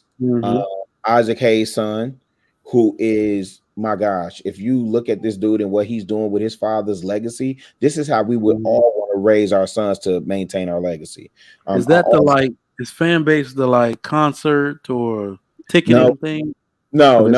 Fan base. No. Fan base is the equivalent of it's social media, and it's the equivalent of Instagram, Facebook, and Twitter tied into one. It's all tied into one, but you can monetize from day one. So it's for us by us. Okay. So just research that. So that's fan base, and that's by Isaac Hayes III. Okay, so that's that. And then I also invest in Black Bread Company, which is from Chicago. Some brothers from Chicago that is producing bread. Did y'all hear what I said? Okay. So we're talking about edible bread. Correct. Gotcha. Yeah. We're talking about the Black community. We got plenty of slang for that word. Oh, true indeed. True indeed. And then the third one, the other one that I'll go to, and I'll pipe down after this because I know I've been monopolizing. Because this is my sweet spot. When you get into this, like, how should we galvanize our economic dollar, bro? There's whatever city you in, there's so many opportunities. You know what you would rather do? You would rather go spend it with somebody else to get validated by niggas who don't even matter, so they can see you in the new, freshest, whatever, whoopty woo. Oh, you got them new Jordans. Okay, cool. You got the new Jordans, but was that from a Black-owned sneaker shop? Right? Oh, you got that new Gucci. Okay, did that come from Dapper Dan? Yo, Trigger Mike, do you know how bad they shut Dapper Dan down, bro? Anyway, my third investment, and I'll pipe down, is the Tomorrow app. It's the Tomorrow app through Don Cannon, DJ Don Cannon. Just Google it, and this is how I circulate my Black dollar. I'm investing specifically. I pay attention to Earn Your Leisure because I honestly think Earn Your Leisure and Joe Budden podcast, that's who I pay attention to. I don't get into all this, rigmarole in this space and what other people are talking about. These are the people I pay attention to. And for what Earn Your Leisure is doing, man, Trig, I don't know if you know, but when we was in Houston, them jokers had 5,000 in Houston. Okay. Coincidentally, when we went to Atlanta last year, We went to Atlanta, and they was in Atlanta the same weekend. Guess how many they had in Atlanta for Invest Fest? 10. 12,000. I was about to say 15. Yeah, Yeah. 12,000. G. That's what type of time I'm on, man. I love y'all. I appreciate y'all, but man, Trigger, please keep elevating them, man. I didn't know you was that young up under me, but man, you cooking, bro. I Please keep appreciate that. cooking. G. I appreciate that, Brody. Correct. Who we Let me, got? Kelly, I think you up next. How man. Let can me the let me black add community? on to. Go Yeah. ahead. Go No. ahead. No. No. My fault. My fault, man. I was just gonna add on to what Rilla said. One of the big things that a lot of our community is ignorant to too is that when they do look to go invest in the black companies and whatnot, a lot of them don't understand why it's so much more expensive at times for some of the products and whatnot. They don't understand the cost of putting it out there on the shelf, how they charge us more, or how when you do it yourself, you got to charge more because the everything that you're getting in that wholesale, a lot of the stuff is more costly when we do it, and a lot of people look at the price and look at another company and they say, oh, they charge me $5, $10 extra for this, and they automatically are with the no. And then on top of that, shipping, and I mean, it's a lot of ignorance and into the price. A lot of people think that they may be just taxing to get a bigger profit. They don't understand that they're not getting these deals because they're not on these contracts with some of these bigger companies for storage. So it costs more to just handle to have it come in. So that's a big thing. But I mean, going back to the original question too, I mean, Chicago really hit on it, man. We've got small groups. Like I said earlier, we got to have trust. We've got to value our community over ourselves. And in doing so, we got to understand that we say, Kevin always talk about having a wolf pack. You got a group of 4 or 5 brothers. Y'all got a little money. Put some money together. Invest in a company. Invest in purchasing a building with a purpose. You know what I'm saying? But a lot of it is not having the fear to start, and also having a goal to reach, having an idea in mind, not just throwing money at a black company. Have an idea in mind so that invest, you too can help build up the company or help push people in that direction. It's got to be something that you are avid about as well. You know what I'm saying? That way it's not just blindly throwing money and it doesn't come, our people, we like to complain, even though we didn't do anything other than just throw money at them. So definitely want to start with a small group, find something that you're into, find something that you can get excited about, that you can back up, and just start. Just start. Find some I way to invest in them. I give that advice a lot because for some reason I see this, and maybe just because I'm black, I don't know. Maybe I see this amongst black people a lot, where they want to have everything put together before they start something. Yeah. If you don't just start, damn. Nah, I just got to get the right equipment, and I'm just saving up. Man, just start with what you like. Literally, I give that Check this advice out. all the time. You've seen so many of these restaurants with the Caucasian and even some of the Middle Eastern, since I'm over there a lot. They start off with food trucks. Start going into different communities, get backing. Next thing you know, they've got investor and they've got themselves a restaurant. Let me tell you. I got a guy that comes to the. He's not even doing food trucks. This is doing individual events. His wife, he's a retired oil and gas executive. His wife started a cookie company. He said, we're going to get a store, but I told her this is the way to do it. I said, if you make me spend $50K of my 401k, like my brand new retirement, I'm going to be pissed. So I said, we're going to do it this way. This thing going to finance it itself. Bruh, Right. This lady cookies, like her pastries and treats and stuff, she does that and she does gumbo, which is a weird combination, but she came to something we had called Gumbo Fest in our neighborhood. but she sold her cookies. So everybody was like, she won the gumbo fest, so she just started serving gumbo. But they only do the only time you can see them is at local pop-up shops. Like they'll be at a local brewery, sell out. They'll be at another one next day. So he's like, I'm not paying rent to get the business started. We doing it this way. So I hit him Right. up maybe around Christmas time to get some cookies for a business I was trying to market to. Yeah, bro, we're in a store now. I'm like, dude, 6 months? Damn.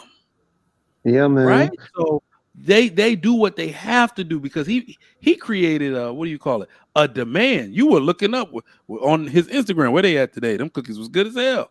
That gumbo was good as hell. Like, you see what I'm saying? So they just started. But I guarantee you, they had that backing though, man. The how many trillion is it that we have spending power? Is 1.2 something like that? 1.2 trillion. And just think about it. I mean, if we could just encourage each other and support each other, it'll be ridiculous. You know, I mean, it would literally be ridiculous. But that's what we got to do. Invest is the key word to our community.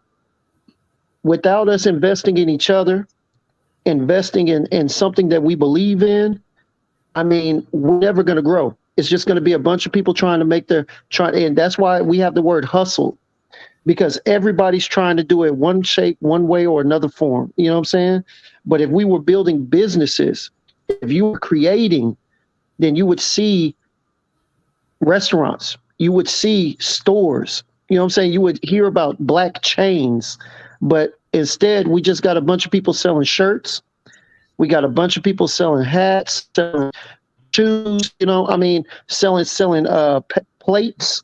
You know what I'm saying? A bunch of people just selling everything. And that's why every time you look up, you say, oh, it's our hustle. Because man, some people have been selling plates so long they should have had their restaurant by now. But you said we had a meeting with 12,000 folks, right? Or a financial seminar, or whatever it was. How do we not turn something like that into a movement? So that's the key, right? Well, how do you turn these things into a movement? No. The thing of it is, the movement is moving. The challenge is, to what the brother was saying, Bulking, for what he's saying. I'm gonna be honest with you, man. A lot of people, like in terms of the restaurant, and I know Scam gonna come in here and say something super slick. No, I know he gonna say, and please let me just warn the audience now. Please pay attention to what he's saying, because I know he gonna do his troll, but he does drop gems. So I respect that brother for that. You gotta pay attention to what Scam is saying.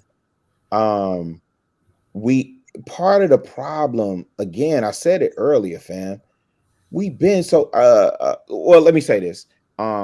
Trigger Mike, if I understand correctly, just correct me if I'm wrong. You're Nigerian or first generation American Nigerian, or no?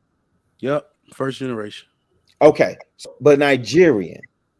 Mm-hmm. You remind me of my homeboy Wale. Okay. The singer or no, the rapper? No, the real guy. No, dude, no Wale. no. He lived. I was about to say. I'm gonna tell you why. Yep. Because I promise you, if I ask you, 9 times out of 10, you could trace your lineage back to your great grandfather. And if we really dug into your name, you may be able to tell me how your name and all your middle names and all your surnames, well, not, you only have one surname, but your names came from that lineage. Mm-hmm. Okay.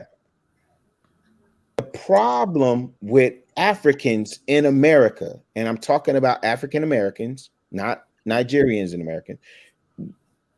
One of the things we're really searching for is our lineage, like that with you, right? Yeah. Like with you could say, man, like when I talked to my homeboy Wale, his name Adewale, and most of y'all is named Adewale.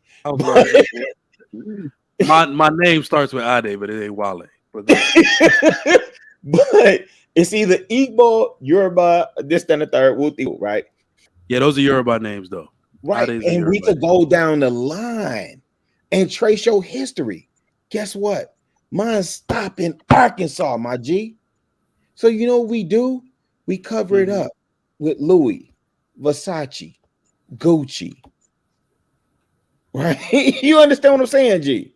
We cover it up. Hey, we could do a whole nother topic on that show, but I'm gonna get in trouble. People don't All like right, I'm gonna let it people don't ride, like but you understand what I'm advertising on that. saying, G. Yeah, This is the point that I'm making when you talk about why that dollar don't circulate, because we so busy trying to appease. We won't. You know what's crazy? When somebody told me, in certain countries they use a benzo or a beamer as like a taxi cab, and I'm like, what? Like, that's my James Bond car right there. Oh, nah, man, that ain't shit over here. Like, we use that as a whoop-de-whoop. You know what I'm saying? Like, that's a taxi cab over here. But we're so busy trying to be even if you look at the Grammys. Anyway, I don't want to derail your show, bro, because I know that's another topic. We're so busy. My point is, we're so busy trying to assimilate. We're so busy trying to assimilate that we can't even appreciate the greatness and the cultural richness of our own. All the while, cobalt is being excavated and taken out of the Congo. While they trying to convince us that Africa is just, shiftless Negroes, and the Chinese are coming in and taking in, so now there's being colonized over there. The British been colonized, and then France been taking a 500 billion about that camp, right? And meanwhile, Afrobeat is, anyway, let me pipe down, man. Let me let you cook, bro. I'm a really drop off the panel, man. I love y'all for what y'all doing. Trigger Mike, please keep cooking, bro. Please keep cooking. Man. Drop down, man. No doubt. You have a good night. Appreciate your contribution.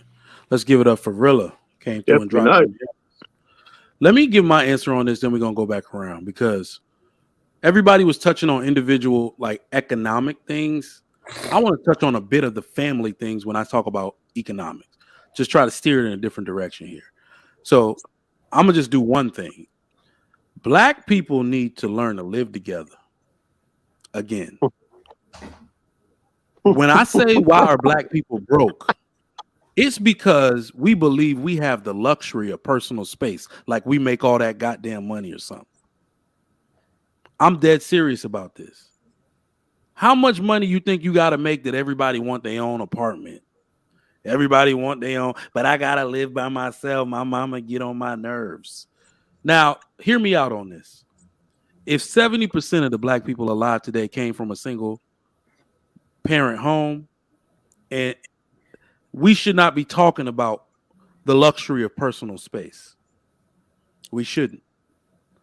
Y'all need, not only that, we have the highest group of single moms, period, that need help, that literally are setting themselves up to be impoverished, and those kids to be impoverished. Everyone should be in a group. I don't even know how you're going to be a single mom who doesn't make certain amount of money, who's trying to live by herself. I don't get it. I really don't get it. Every complaint that I hear women have, and some men too, can be solved with this simple group economic step. Don't leave the group. You don't need an apartment. You need a room in somebody's house. You got to do it for your future, for your kids' future. You have to do it. You don't get the luxury of personal space. In fact, you get a better standard of living from that, because now that $1,500, if it's your daddy's house, he might not make you pay nothing, if we being serious, because daddies just be like that. They'll give hell to their sons, but not always their daughters. So if you really need that much help, practice this simple group economic step. Call your homegirls, be like, look, we got some shit about us, girl. I know we can't get along, but we gonna have to, because I'm struggling. I got food stamps, you got food stamps too. Put these shits together. Damn. Scam, I see you over there when I talked about food stamps. But yo, these are the simple things you can do. Simple things you can do. I know that you need a car to get to work. So cut some expense in half. Like, just take a look at what you're spending. And this simple group economic step could save lives, can literally put your kids through college if you wanted to save for it. Just learn like, personal space is a luxury. We see the Mexicans do it. It's the funny thing about it. The future of this country belongs to the people who keep their families together. That's it. These people, we joke, we clown them for being 12 in a house, 13 in a house, 3-4 families in a house, 12 people in a 8-seater car. Like, we clown them for it. And they literally ran circles around our ass in terms of assets acquired in 20 years because everybody living in that house contributed to it. Every birthday your kid had was financed by the entire family, not just you.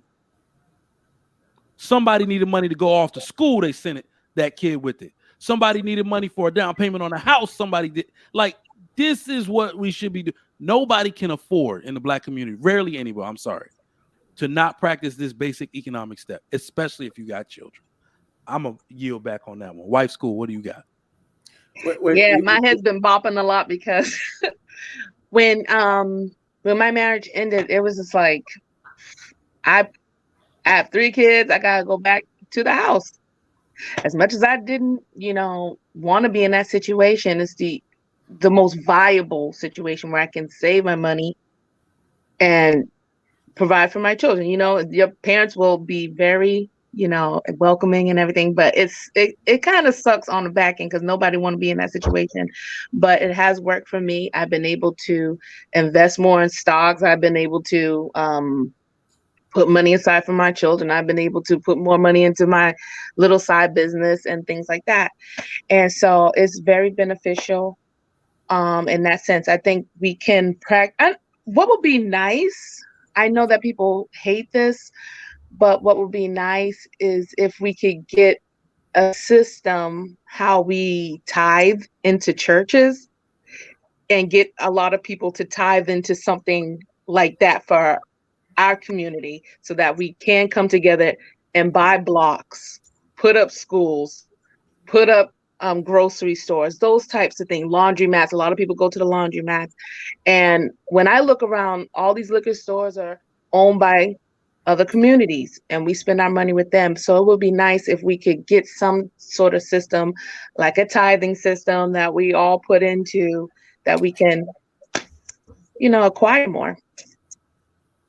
But we have to get rid of the pride. Let me just say this about what you said about buying a block. In my community, rather, that's what they call it, a community. They build section upon section upon section. Mm-hmm. I did not know when I got here because I live closer to this pool over here.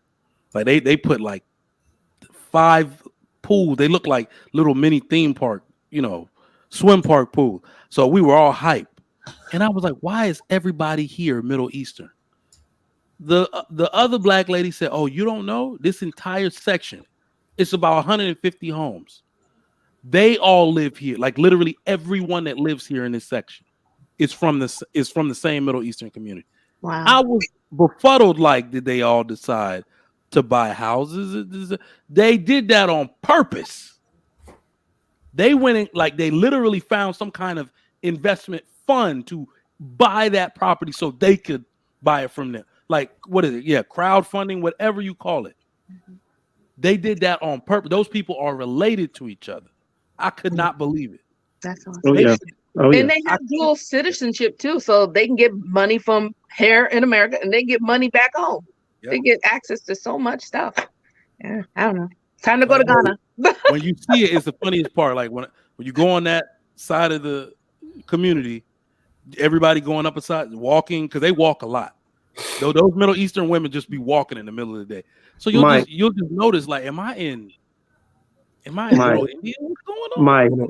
They will literally have their relatives come from overseas and stay with them, put them in a position to work, get them a job, get them and their kids in school. I mean, they literally, the school that I taught at was pure Islamic school. So they taught them all the Tarbiyah teachings, the Islam. It was like it's Catholic school, you know what I'm saying? And they will bring a whole family over. They will live with them for months until they get them a house. Then because they don't believe in interest rates or interest. So they will loan that family money to buy a house and they will work it off and pay that family, the other family back. But until they find their house and they buy it, they stay with an entire family. They may know them from overseas, but it may have been years since they've been together like that. And this is the type of trust that they have. And they'll do it repeatedly for people of their community. You know, the Pakistanis, the Syrians, the Jordanians, all of them, they do this type of stuff. And they do it with, the thing that kills me is because of their belief, they do it with no interest. Yep. So nobody's getting over it. It's a flat loan. It's a flat loan. They built a school from off of donations alone. Them people gave that money back, no interest. They choose not to go to the banks.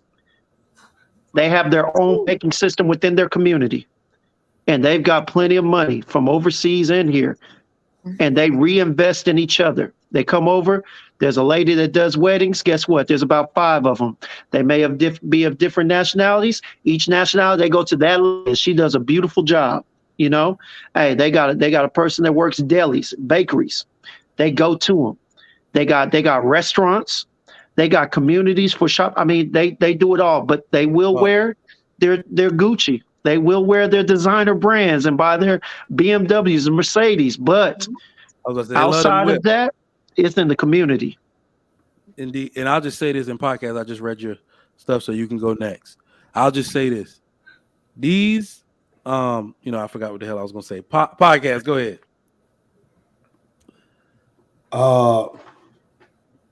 So I wanted to answer the question real quick before I drop off. Salute to you, man. This is a good show. The question was, how can Black people practice group economics? I think that might be a little deeper. I mean, I think I would want to go a little bit deeper than I actually have time for.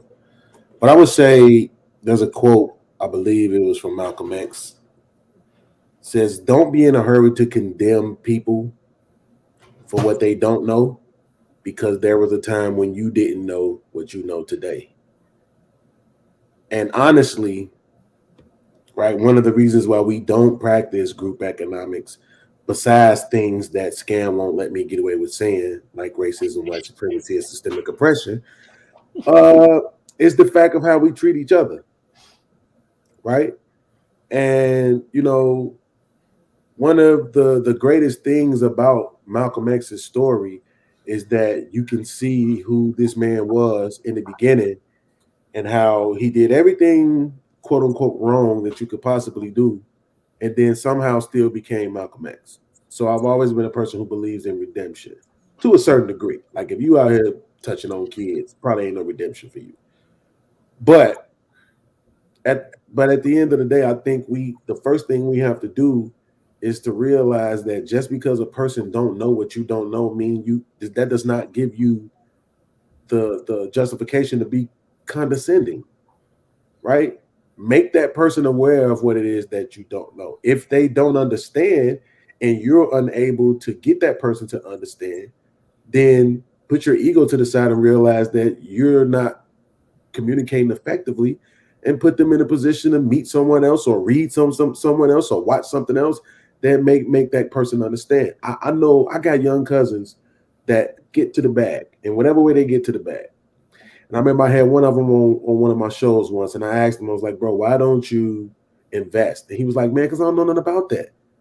I don't know them people. I don't know nothing about it. I don't trust it. I trust my shoe boxes." Right? So now we'll look, this dummy, this idiot, keeping his money in his shoe boxes. He could be buying stock in Pepsi and Nike and all this other stuff. Well, nigga, you don't know nothing about that. And that's my whole thing. If you really think that's what he should be doing, then why not reach out to him and explain to him? Why not? See, because another thing that we don't like to do in the Black community is we think it's something wrong with walking somebody through something. We think it's something wrong with grabbing somebody by the hand the first time and showing them exactly how to do it. When in all honesty, that's usually how boys learn gross motor skills, right? It's very hard. If you try to tell me how to do a math problem, if you tell me how to do it, I'm not going to know how to do it. But if you show me how to do it, it's like muscle memory. Now I remember how to do it. You see what I'm saying? So that's another thing. We gotta get off our high horses. You know, we spend too much time judging people. You make 60, so you think you better than the nigga that make 30. You make 100, you think you better than everybody. Even though we just got through talking about a dude that's worth 217 billion, but you're gonna keep throwing your six figures in my face. Right? So, you know, one of the ways that we can practice group economics is by the way we view each other, the way we talk and treat each other, you know, and be willing to transfer information, you know, be willing to walk somebody through something. And also you can practice by buying me a lot of Michael Jordans. Man, get out of here. Send me a lot of Jordans, okay? But nah, salute, man. I appreciate you. Trigger Miss. Shout out to the panel. Shout out to the chat. Shout out to everybody, man. I love y'all. Peace. All right, bro. Anybody didn't get to go on this? I think Ruthless Truth. You got to go on this one yet? No. Go ahead, my guy. All right. Woo, that was long. Utopia, that is like pretty, I think that's pretty, practicing economics would be the ideal way to live life. But in reality, a lot of bloodshed, a lot of broken hearts, a lot of letdowns, which has divided us, which lack trust and unity. Those are all the key elements to, first of all, get a group to function together. So for a house to stand, it has to be built on like brick, right? If it's built on sand, it's just gonna fall. So we all know that house divided against itself can't stand. So how to practice group economics? You first have to rebuild first. Money sounds nice, all the investment groups, and that sounds real good. Black dollar spent, but truly to get it effective and get it where we can be productive as a group, we have to first build trust, and we have to build loyalty. We have to build men that are going to hold the law down and hold us accountable. They get out of line. Structure. We have to first build the foundation first before we can start talking about where money's going and put money in what. Yeah, so what if you spend a black dollar with somebody, is that helping people in the hood? Is that helping people who are struggling? No. That's helping that family in particular. And their money, what they're doing with the money you give them, where's their money going? So we need to have in place for this practice to be efficient and for all to want to join and want to be a part of, you have to have first integrity. Integrity before all things, right? People have to look. People have to look and say, "Oh, is this really what I want to be a part of?" Right? We all do want to help each other in so many ways because, like, it's easier. Two heads are better than one. So ultimately, of course. Do I want to take money and go to the basketball courts, invest in little kids who are struggling, want to go out and pay ball bomb shoes, make sure they get to school on time, invest in that, and invest in people who are smart in school, maybe don't have the money to get to college, put that money, you know what I mean? Just different ways of building that trust and that glueness together starts in the community with the family and those things right there. Not just, oh yeah, hey man, you want to just go, me and you? Yeah, I got 100,000, you got 100,000, let's go put some money in Nike, or let's go put some money and invest in black company. But you give all these other people back here, right, struggling, and they need help. But once again, we all have to first put our foundation. We got to put our priorities in order. That is building the community from the ground up, not skipping steps, because then you're gonna have people stealing money. You got people getting greedy, want to do, and then everybody's gonna say, I ain't messing with it. I ain't doing it. Look at all our black leaders who have what's that? The NAACP, right? Okay, we know what that is. The Black Lives Matter movement, right? Mhm. Old girl's house and said, "Where was the money going?" She bought her house, she got money. Where'd you do all that money? I thought that was supposed to go to the cause, right? We don't know where that money went. So, and stuff like that will create fear. Like people not want to be a part of that because not all of us want to lose our money to something that has no bearing on the outcome of our family and other families around us. So until we get our house in order first, now we got to get our community in order. That means we need generals. We need people in place to make sure that accountability is met with a consequence that's pretty harsh. If you fall out of line, trying to steal people money, trying to deceive people, we're coming for you, right? We need stuff like that. We got to have consequences in place because America got it in place. Believe that. You still, the people defraud people. There's consequences for that. You get life in prison, right? So you got to have stuff to implement laws, things in place that make it work, and you got to put the people in there that's going to hold it together. So everything that we're talking about, I'm with it. You know what I'm saying? I'm down with it. But for me to go all in with it, I need to see if the foundation is secure. I'm not gonna just throw it all on. I'm just not gonna throw it all in there and be like, oh well, let's see what it would do. Right? I want to see, okay, can we really do this? And we do have a small sample size, right? Let's talk about these panels, right? We're trying to talk about relationships and how to try to put it together, right? This is the foundation, right? Family, right? We're talking about our females. Hey, we need you to get in order so we can get in order, right? Or we put things together. Oh, well, we're arguing back and forth about, oh, well, femininity, feminist, me too, 6 figures, 6 feet. And then I just want a submissive wife, right? But I want 2 or 3 submissive wives. So now we all in shambles and nothing solved. So for any great nation to be built, right? For any great nation, they got to get taken over first, right? So that means we have to do something really extreme to weed out the so-called defects, then implement strong security measures for any deceptive moves or anything. And I mean, it's got to be serious because like everybody got access to guns and stuff like that. So we got to be pretty efficient, and then we'll start seeing progress. Nice. I love it, but in my life, I've been a part of structure.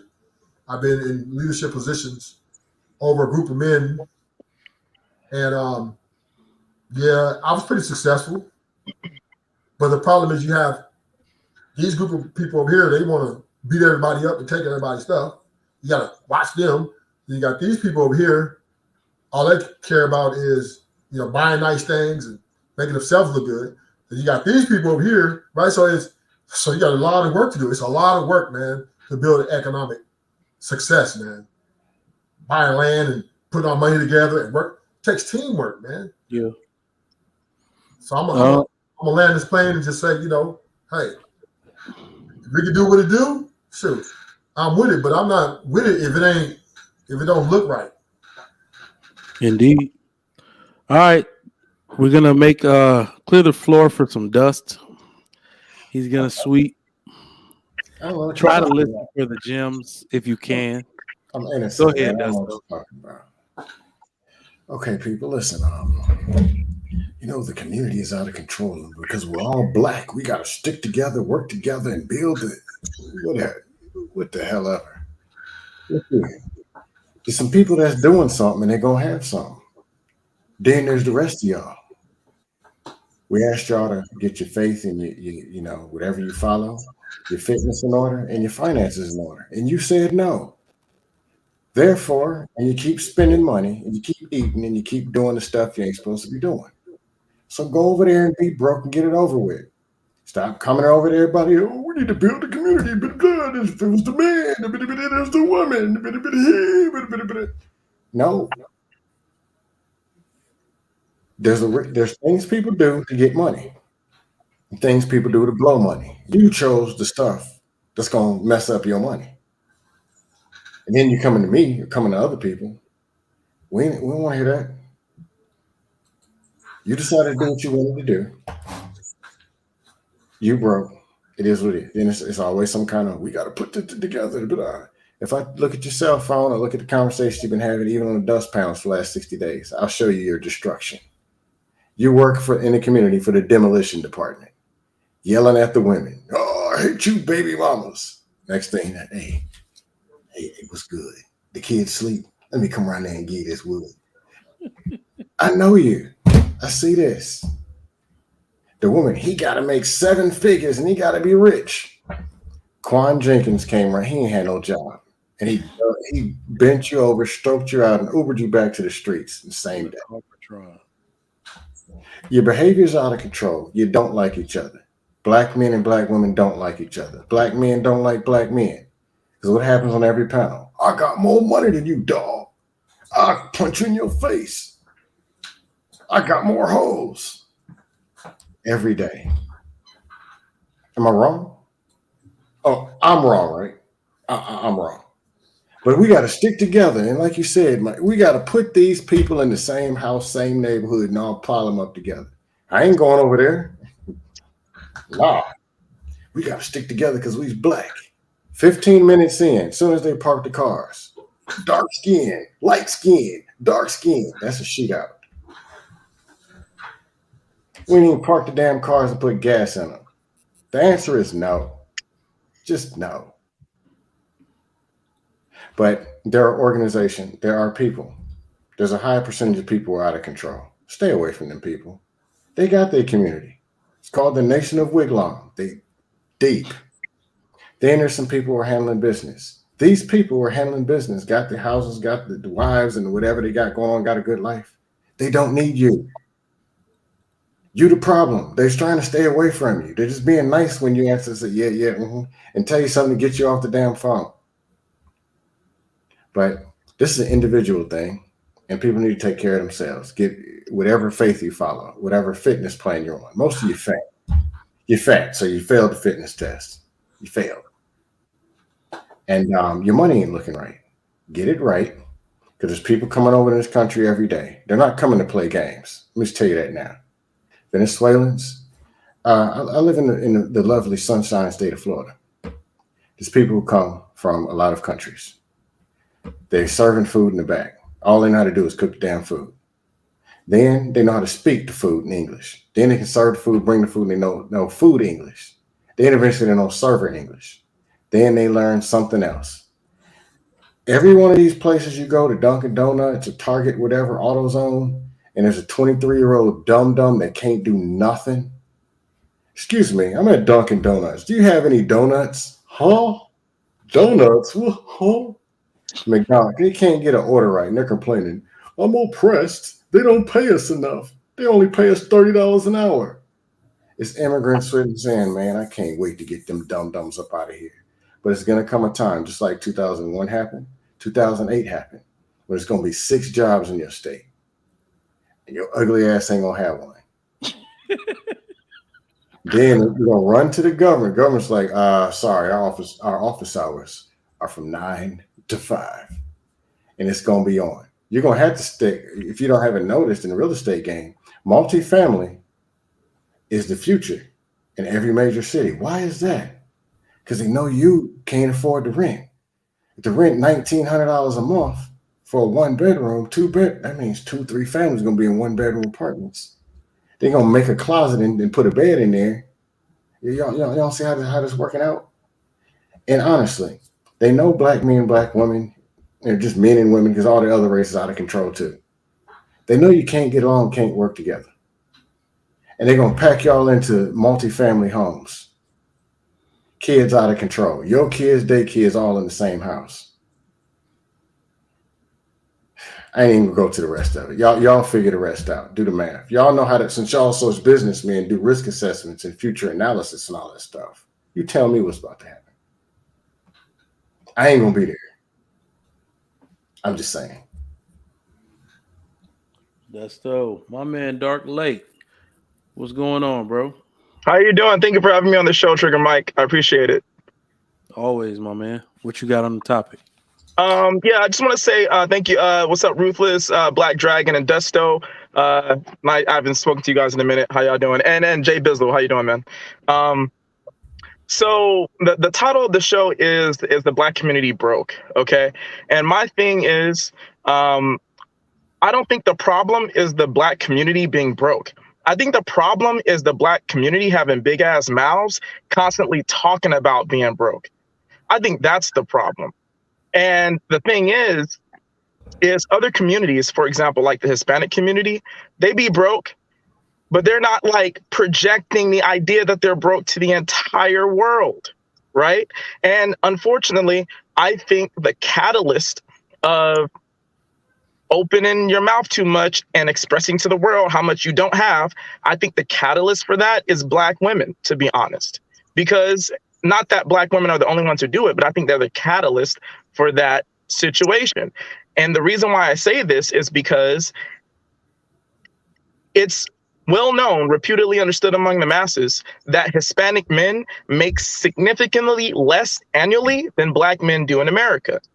Okay? Hispanic women know this as well.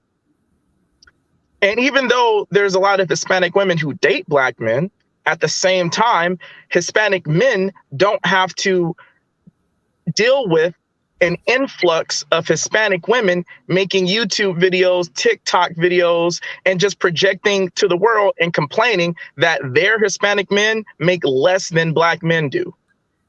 Okay? They know they're broke, but they get together, they do whatever they can. They do the under the table jobs. They be waiting at Lowe's, and they get their families together. They have intact families, and they work together.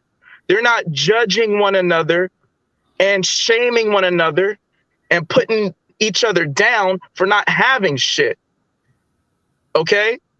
And I'm talking about a general consensus. You know, obviously there's exceptions. I'm not saying that, oh, they're so much better than the Black community. And I'm also not saying that Hispanic women are better than Black women. That's not what I'm saying. But what I'm talking about is an awareness that, okay, this is how I put it, right? It's like this. There's a poker game. The Black man is sitting at the poker table with his hand. All of his and the Black woman is there too. All of his competitors, which are other races of men, are also sitting at the poker table, and they have their women standing next to them as they're playing the game, right? The Asian man has his woman he's standing there, the white guy, the Indian guy, whatever, okay? Now, the Black man is at the table. His hand is horrible. The Black man has a horrible hand at the poker table, right? The Black woman sees that he has a horrible hand, and she's shouting out in the casino to all of his competitors at the table, oh, he has a bad hand. He can't take care of me. You feel what I'm saying? So now everyone at the poker table, all of his competitors, knows that he has a bad hand. But the thing about poker is, you can win that match or you could win the game with a bad hand, because it's not about the hands you have, it's about the faces looking at them. You feel what I'm saying?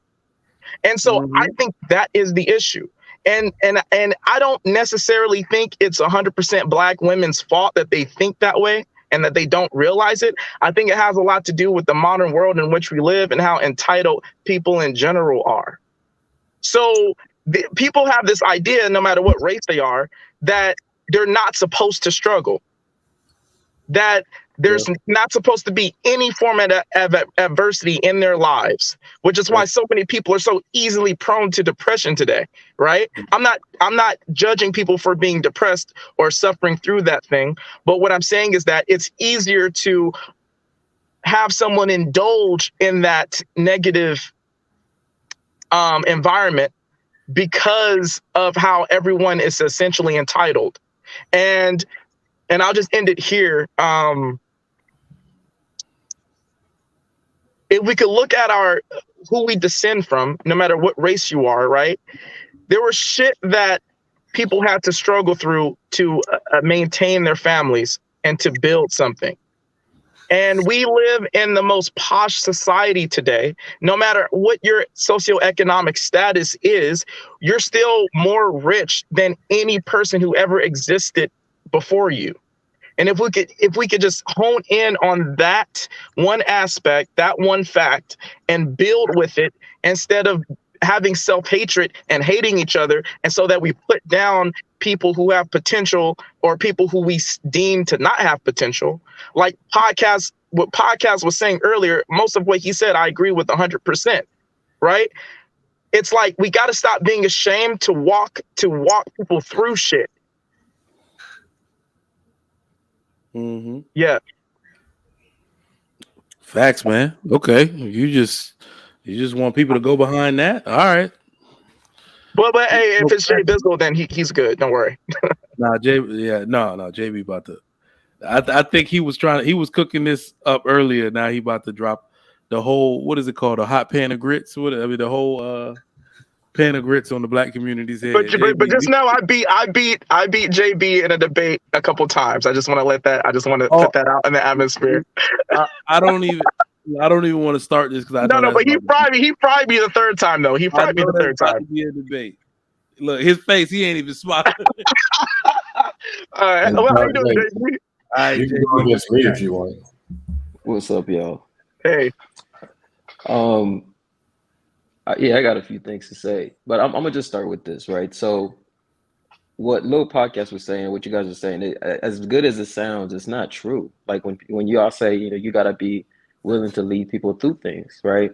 And it's funny because the perfect example of that was what I was, the conversation from earlier, because this is the same reaction. So earlier, for people who don't have the context, I was trying to explain something about, Jay-Z and Nas and the fact that they're in private equity and whatnot.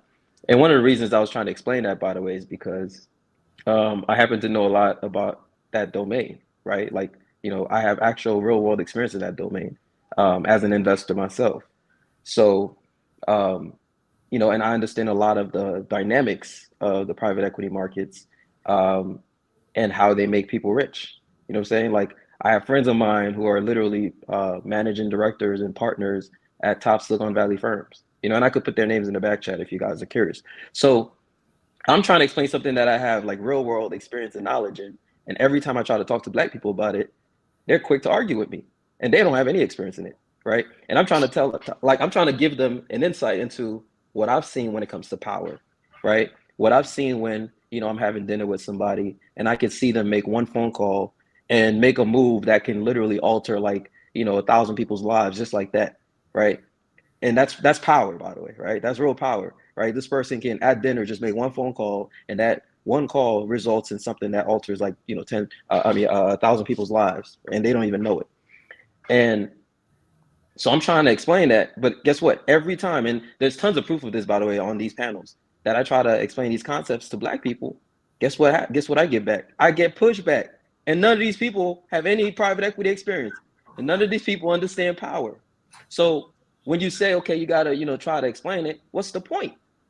What's the point? Because if I'm trying to explain something to you and I'm trying to explain, here's why this is important, right? Here's why the move that they're making and the way they're making it is, you may not understand it, right? You may not see it because at surface level, you're just looking at, is it helping the community? You don't even understand the back channel, what's happening on the back end, what that actually means. And guess what? All I get is pushback. We don't even get to the back end. So that's what I was gonna get at. But to actually illustrate this better, I'm gonna ask y'all a simple question. If I said, hey, like this is actually quite realistic, but I'm gonna just ask a simple question. If I said, hey, I got $1 million right now, liquid, okay? And I asked y'all, every single one of y'all on the panel, what's the best way for me to deploy that capital or to use that capital given the conversation that y'all been having tonight? What y'all answer is gonna be? I'm actually curious, like one by one, y'all tell me, how should I deploy my $1 million? Go ahead, Dustin. I saw you. $1 million liquid. You don't even have to consider cash. Consider it all. I mean, a tax. I mean, consider it all there. No taxes. $1 million cash that ready to deploy it. What should I do? Give it to me. Seriously. I would say. Sorry. No, go ahead, Dark Lake. I would say, JB. I would say, well, I wouldn't advise you what to do with with it. I would just like No, I'm think of an asking idea. you. No, you should advise me. Tell me, what should I do with that $1 million? Given this conversation y'all been having tonight, what should I Well, do with yeah, it? no. Just for the sake of the conversation, I will like partake in this, but I don't think, 'cause, you know, I've never been a multi-millionaire, so I don't know how appropriate it would be for me to advise you, you know. But just an idea that I have, it would be whatever industry you're involved in, like tech, right? I think it would be a cool idea if you were interested in somehow like educating Black people, you know, how to program or whatever. If you saw a way that people could learn coding easier, or you know, any type of narrative like that, to like invest in a facility or some sort of education, like create your own, use that $1 million to create the JB Tech Boot Camp, you know, specifically geared toward Black people, if that's something that you were interested in, because you seem to care about Black people, JB, because you were talking about, you try to give Black people advice about power and how it works on the back end, but you can never get to the back end because Black people apparently always want to argue with you about stuff, right? Whether they take it the wrong way or not, whatever. But if you do care about leading or giving your giving Black people like an in on what you do, then I would say invest that $1 million into the industry you're already in, and yeah, just that's just an idea. Like if you were into tech, like create a boot camp for Black people to learn coding. Use that $1 million for that. That's what I would say. Let's go short answer around the panel. I'm gonna give mine. Right now, I'm gonna short the American real estate market. That's what I'm gonna do. We're gonna have another housing bubble. I'm gonna short the shit out of it, and I'm making that money back. All right, why school? You said there is no bubble? Won't be one. I want you to look at the Texas. I want you to look at. I think you're a little too late. Trigger Mike. The bubble has already happened. It's It's happening in Texas. It is still happening in Texas. Wife school. Well, I guess I would do like business acquisitions, buying businesses that are already profitable, that are already generating money, that will also generate me money as well. So I'm getting money as I'm buying those businesses. It's going to generate me even more money. I would start with acquisition, buying businesses. With $1 million, how many businesses you gonna buy with $1 million? Whatever I can get. Okay.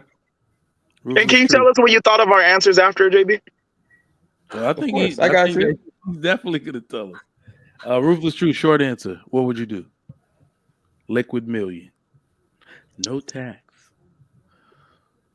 Yeah, I'm sorry. I got to take like 30 G's and buy some guns. I'm sorry. That's just me, but there's a few things on my list, but go ahead. Education, something. Education. Make it somewhere where a fund, put a place in the fund where people can have access certain grants so that they can pay for their school. Okay. Enter Black Dragon. If this is me advising you with $1 million, I'd tell you to go to school and learn something about finance. I would find myself, if I were probably your age, about what the industry I want to go in, learn all about the industry, and then talk about investments from there with the $1 million that you got. We talking about short-term yields, long-term holds. Well, you know, it doesn't matter. Mr. Rich, he actually has investments. So I want to hear this. What would your $1 million be invested in? I think what I would like JB to do is, because of the way he came on and said that people don't understand, always push back, would probably be more formative if he said, listen, I got $1 million and this is the best way we should use that and deploy it. If you know JB, can you just answer the brother? Can you just answer the question? So what? Can you just answer the question? Can I just answer the question? Yeah, sure. Yeah, and I'm saying that respectfully, by the way. I'm saying this respectfully to you as well. no, I do want to clarify that though, because you're my elder. No, I'm but not trying to be I would disrespectful. try to invest in something that would give me a return on investment and bring the people I'm investing in along with me so they can learn something by being involved. I don't know what kind of business it would be. I don't know what kind of investment it would be. Uh, it would be has to be part of the plan, but it would have to be able to return that million, get a return on that investment, but also teach the people I'm trying to reach how to fish in the future. You know, $1 million is not a lot. It's not going to go that far, but if it's just the pebble in the pond, it's a beginning. You know, and this is the kind of thing I would like to see the people that we know who have money try to do, and maybe they are doing. We just don't know about. Dustin already went. All right, JB. Oh wait, Kelly, your million. My million, I would Mm-hmm. definitely, I would definitely figure out. Well, me personally, I'm into working with kids. I teach, so I would look up the cost for starting a tutoring center, or perhaps finding a way to work with the inner city school systems, like I used to do like a after school and inter school tutoring and whatnot. But first thing I would do with the money is to find someone who's done it. Find someone who's done it first.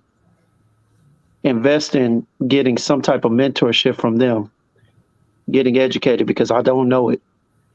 But I would get some information from them and then begin to invest in it properly. But my first investment out of that million would be to pay somebody to guide me, to help me find out what to do. I mean, if I got a million and it takes 100, it takes 10,000. Let's say it takes 10,000 to pay someone to give me the blueprint. I'd pay that 10,000 and invest the rest accordingly.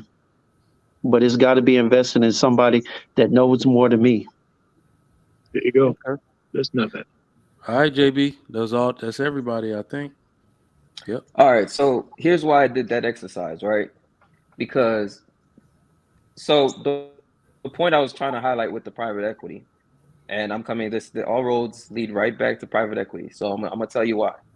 Um, again, one of the things I mentioned earlier was how if you look at some of the most powerful people today, most of them have some connection to private equity, usually through hedge funds.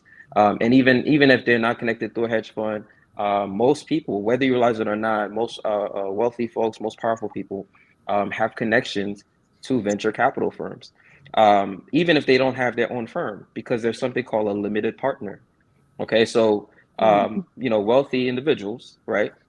You invest just like, for example, I've invested in companies as an angel investor, right? So there's certain qualifications for you to be an angel investor. But one of the things you can also do is you can actually take that capital, and I can say, let's say I know somebody who's starting a firm, they're raising money for their firm too. So I could say, you know what, I want to invest in your firm, right? So a lot of wealthy folks, even if they don't have their own firm, they actually are investors in firms, right? So whether it's Sequoia Capital, Founders Fund, any of these big Silicon Valley firms, if you got a chance to look at their cap table, you would realize that most of these very powerful people are on their cap table as investors. Now, why is this important? Because the reason this is important is because once you understand the private equity model, you realize it is such a powerful tool for building wealth and by extension power. Okay. And here's why. It's actually very simple. That $1 million example I just took for you, right? If I want to start a new venture capital firm, okay, the way that you set up a private equity firm is you have you go out there and you basically, I'm giving a simplified version of this, but this should clarify, right? So you go out there and you raise capital. The people you raise capital from, they're limited. They're considered limited partners. In fact, what you're actually forming is what's called a limited partnership. Now, here's the beauty of this. In pretty much most firms, like the standard is that when you're starting a firm, you start with your own capital. But the amount of money you put in as your own capital, it's actually like, for most funds, it's less than 5% of the entirety of the fund. Okay. This is why this becomes such a powerful venture, because if I have $1 million, right? Let's say that $1 million becomes 5% of my fund, right? That means for it to be 5% of my fund, that means I got, let's say, what is that?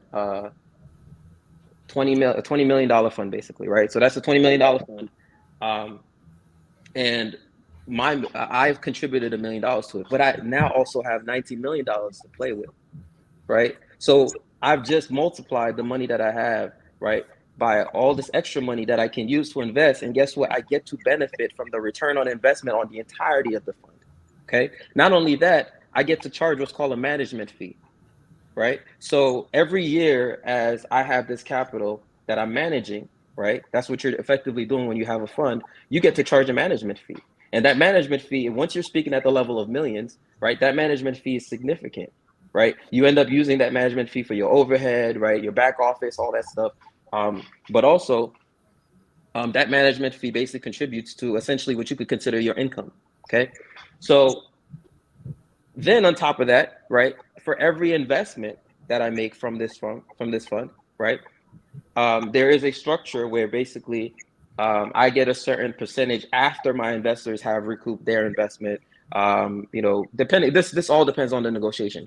But what I'm trying to get at is I'm trying to explain the reason why, when you actually look at powerful people, why they're all connected to this one industry, right? It's because it's a multiplier. It's a wealth multiplier, right? It's a very easy wealth multiplier, because the other aspect of private equity that's very powerful is that even though most companies fail, right, especially startups, they're very risky. You need one. You literally, in a lot of scenarios, need one company to succeed to make up for all of the ones that failed, right? Yep. So you can have a bunch of companies that fail, but if you have an Uber in your portfolio, right, and Uber blows up and 1,000x's your overall committed investments, right, then you've won.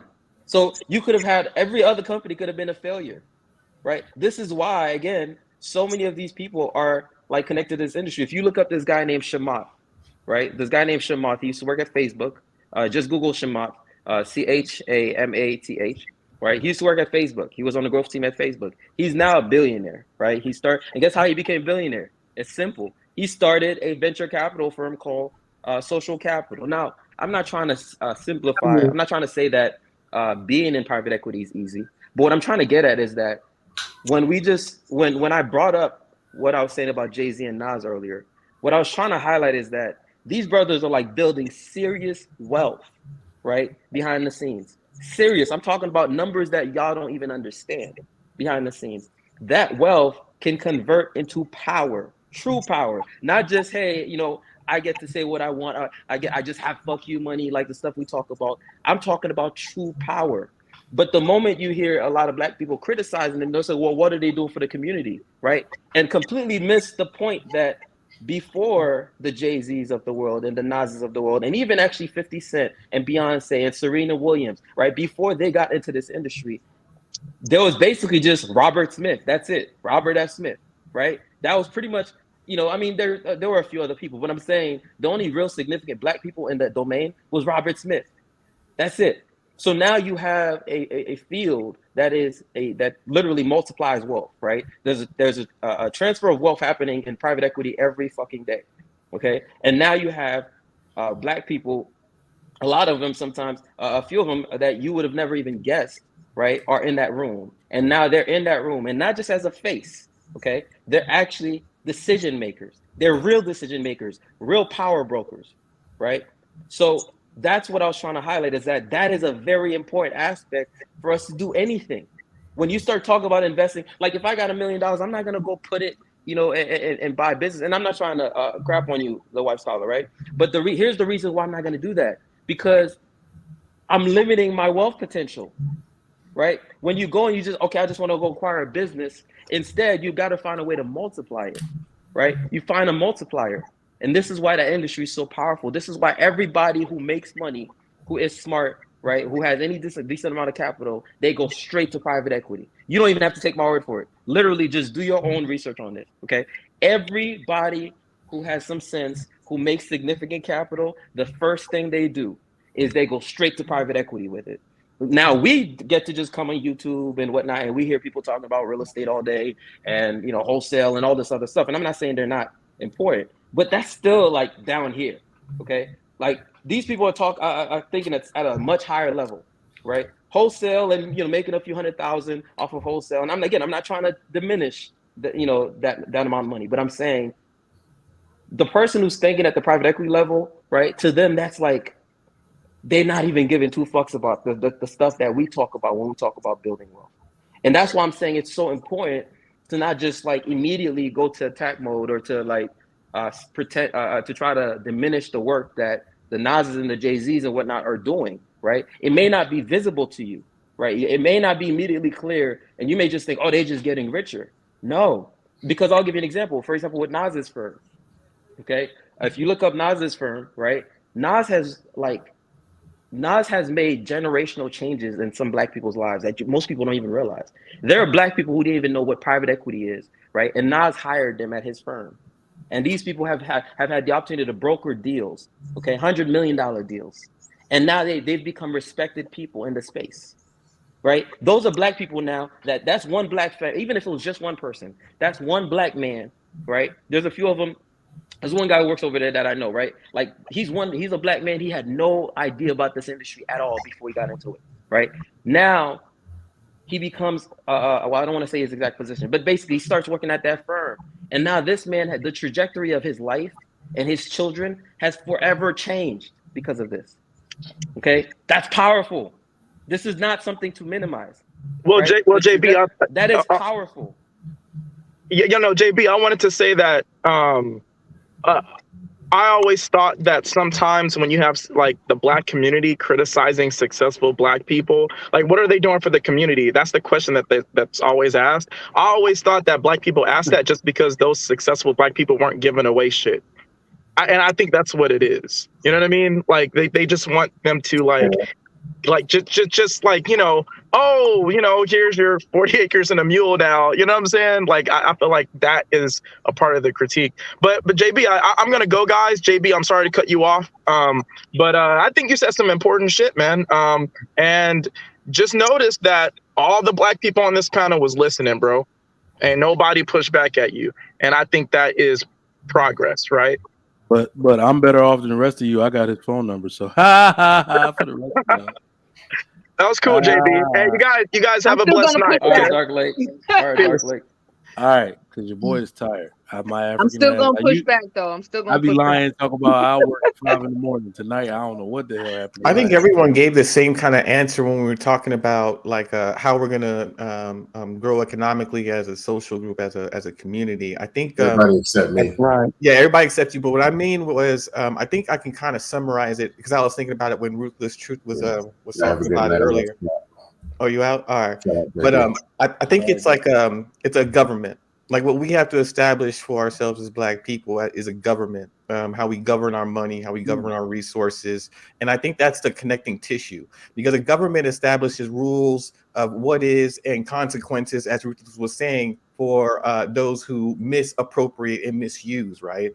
Like I think that's what every tribe has. Every tribe has rules and laws and systems. They have their government. That's what they bring from their home country. They bring their government with them.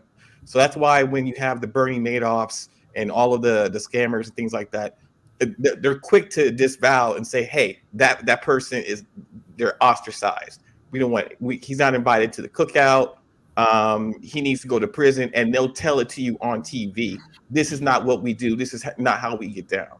So we just need to establish our own type of government. Then that's kind of the connecting tissue from family to business to education to wealth, things like that, to industry.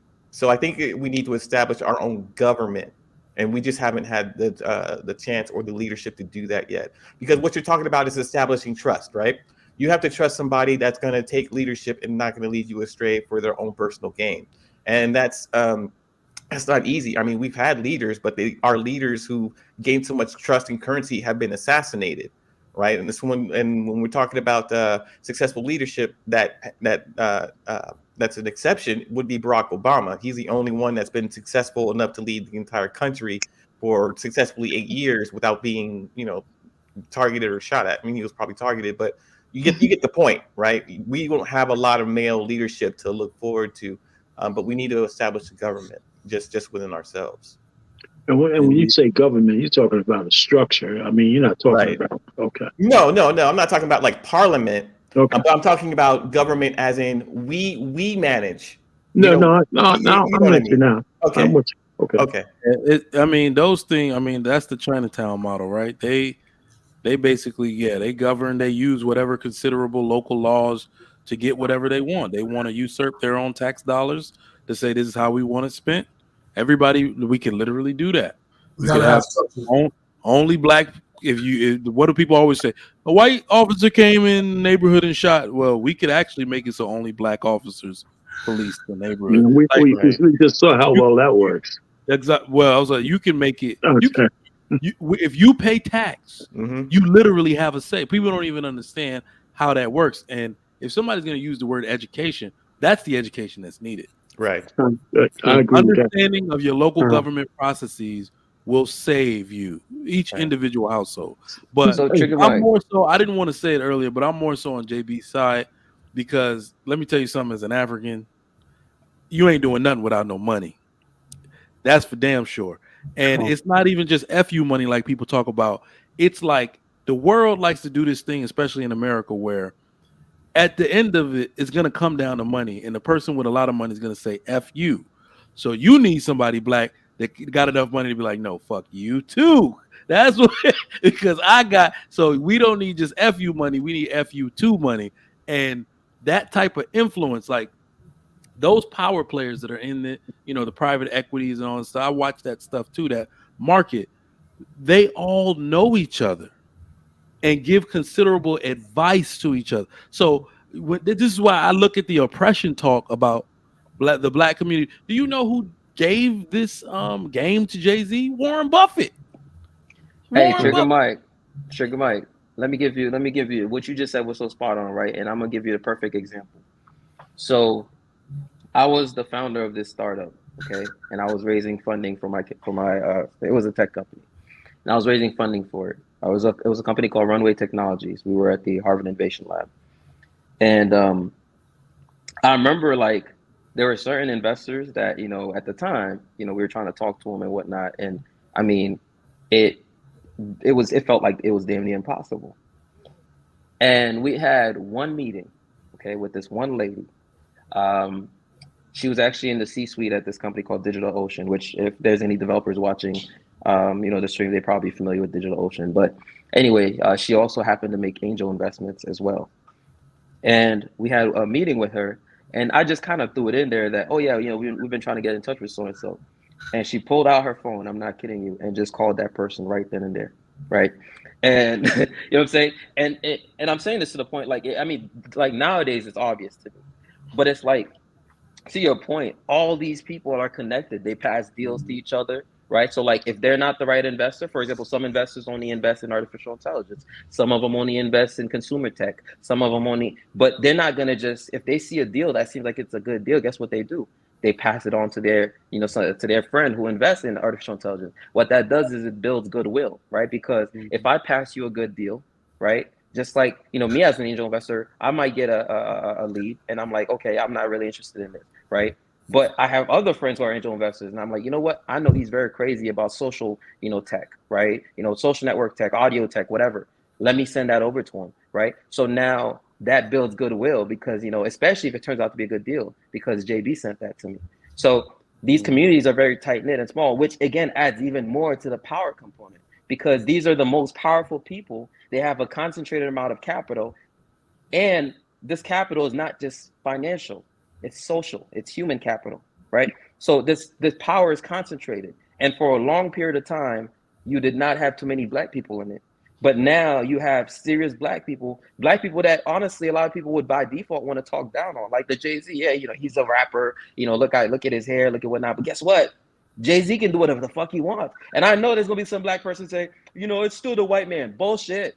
Like, that's his firm. Well, JB, can I ask you like, something? But he has, hold up real quick. He has, like, Jay-Z is now in a legitimate power broker, like a real power broker, not a play, not a puppet, like a real life power broker. You just don't see it, and at least Jay-Z shows a little bit of it. Nas is the best one for me. Like, Nas is like, y'all are sleeping on Nas. The moves that I know that Nas is making behind the scenes is crazy, right? He's a real power broker.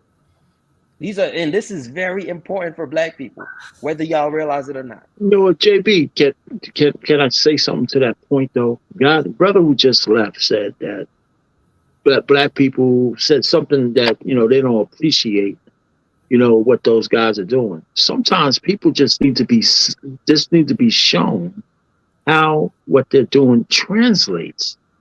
They're not saying they're against Jay-Z or Nas. These guys are in the room now. They're making billions of dollars. How does it translate? If it's going to translate to something that's beneficial across the diaspora of Black people, how does it translate? Other than you just getting rich, I think that's a legitimate question. You know what? It So translates that's what I'm saying. How does it I've given translate? the answer.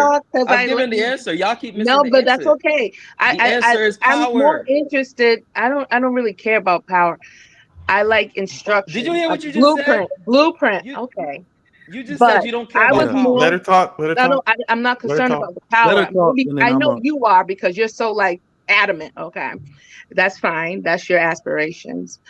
But I was more interested when you talked about the steps and breaking it down behind the scene. I don't care. Like if I ever elevate, that's cool. Some people may not elevate that high to have power, but if I can take that, put it in a small composite for my situation and my little 10 friends that we got our little committee together, that's cool. Maybe we can go buy a little block and have the power in Dorchester right there. You know what I'm saying? But I liked how I was more interested in how you broke it down because I'm like, wow, okay, now I'm learning something and I can relate to you because you showed me something new. You in Massachusetts? Yeah. Really? Okay. Are you? I'm from Mattapan. I grew up in Mattapan on Cummins Hey. Highway. For me, it's all remedial because I worked in finance and working for the First Credit Service Union in Katy when I lived in Houston back in the day. So yeah, I know about private equity and I know about investments and things like that. But this conversation is bigger than just money. We're not talking about just money and billionaires and how they move.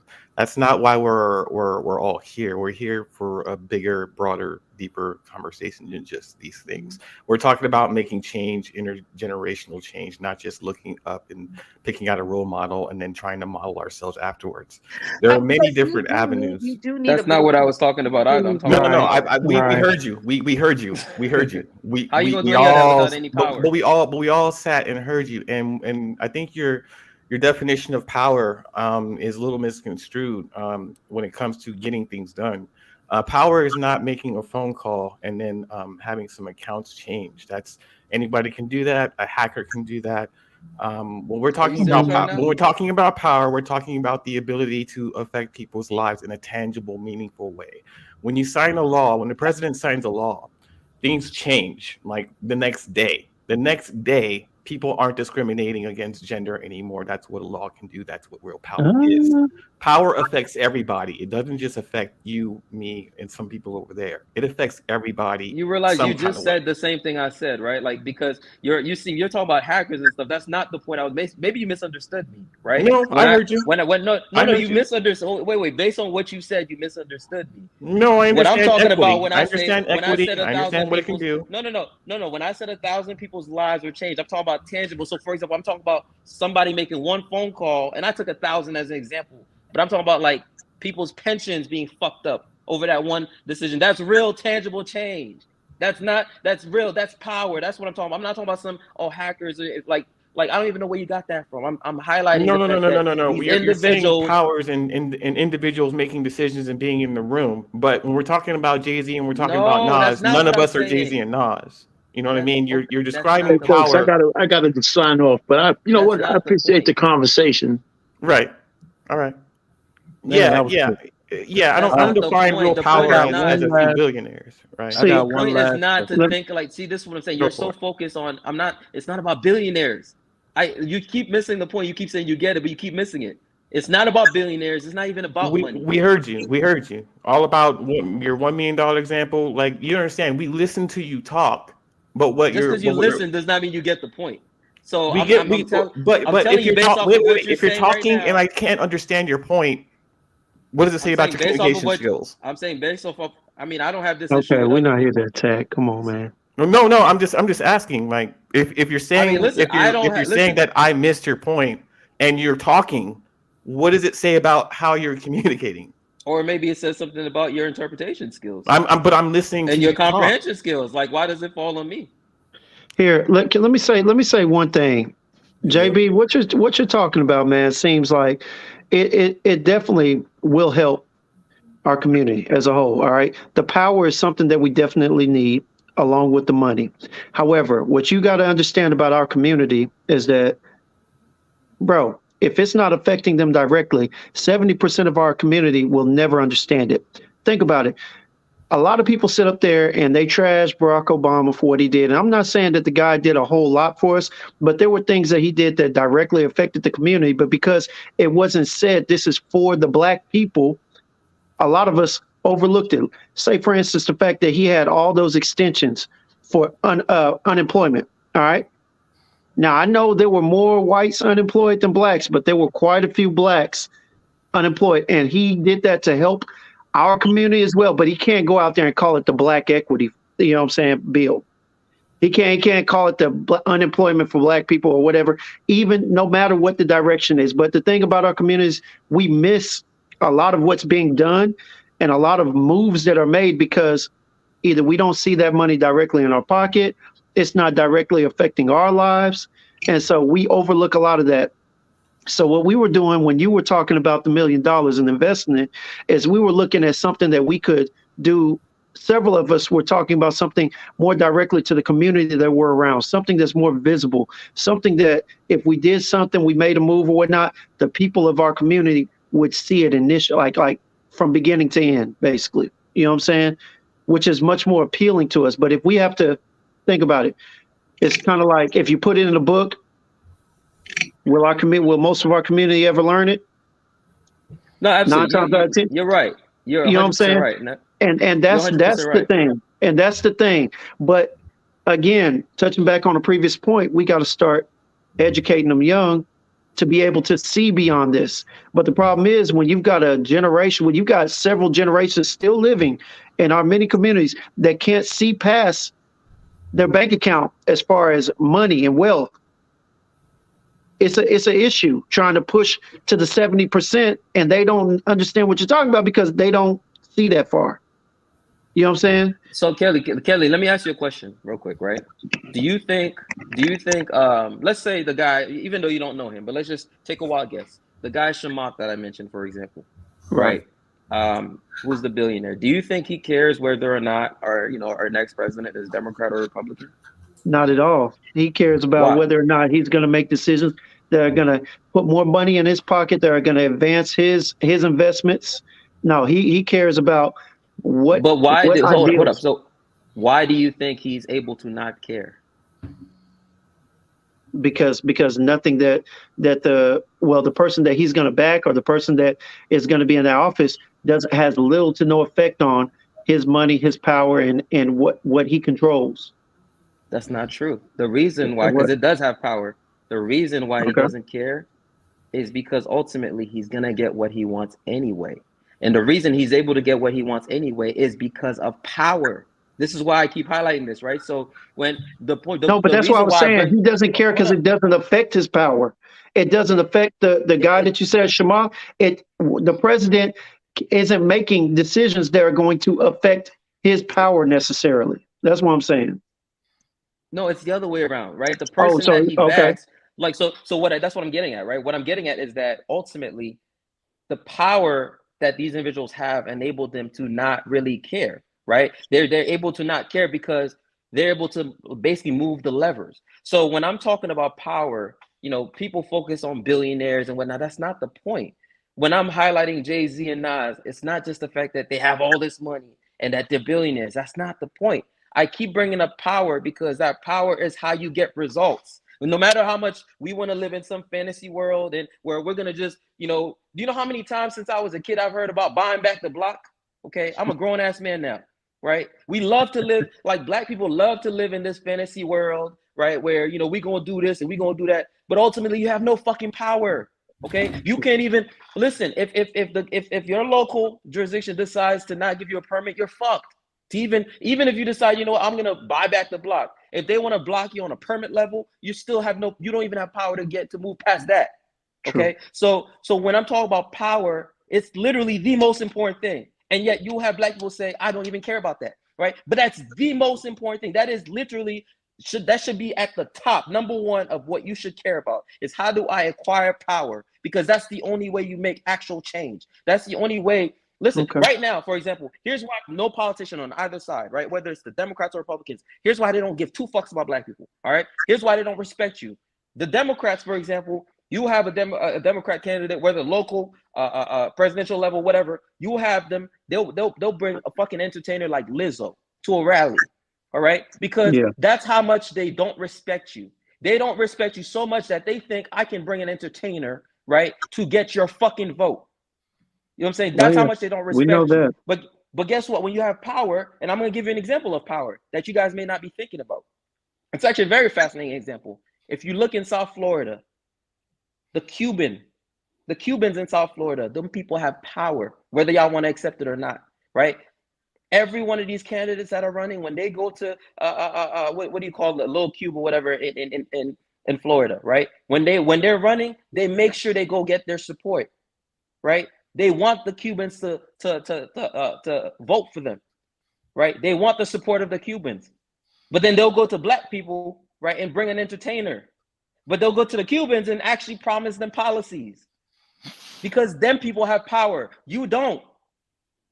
So the only way you can affect change is with power, which is why it's important to actually be to have a, like, when you have a growing, concentrated a level of wealth growing within, even if it's these small celebrities or even if it's Serena Williams or whatnot, it's important because that right there is a tool that can bring you power, right? Well, would it be smarter?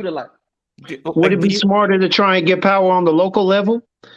Would it be smarter to try and build power within your city, within your state, rather than just trying to link up with one of the biggest celebs? That's not what I'm saying to do. I'm not saying to link up with them. I'm highlighting that. I'm highlighting that ultimately, right? We're not just. This is not just a money game, right? I honestly, I don't even care about money. All I care about is power.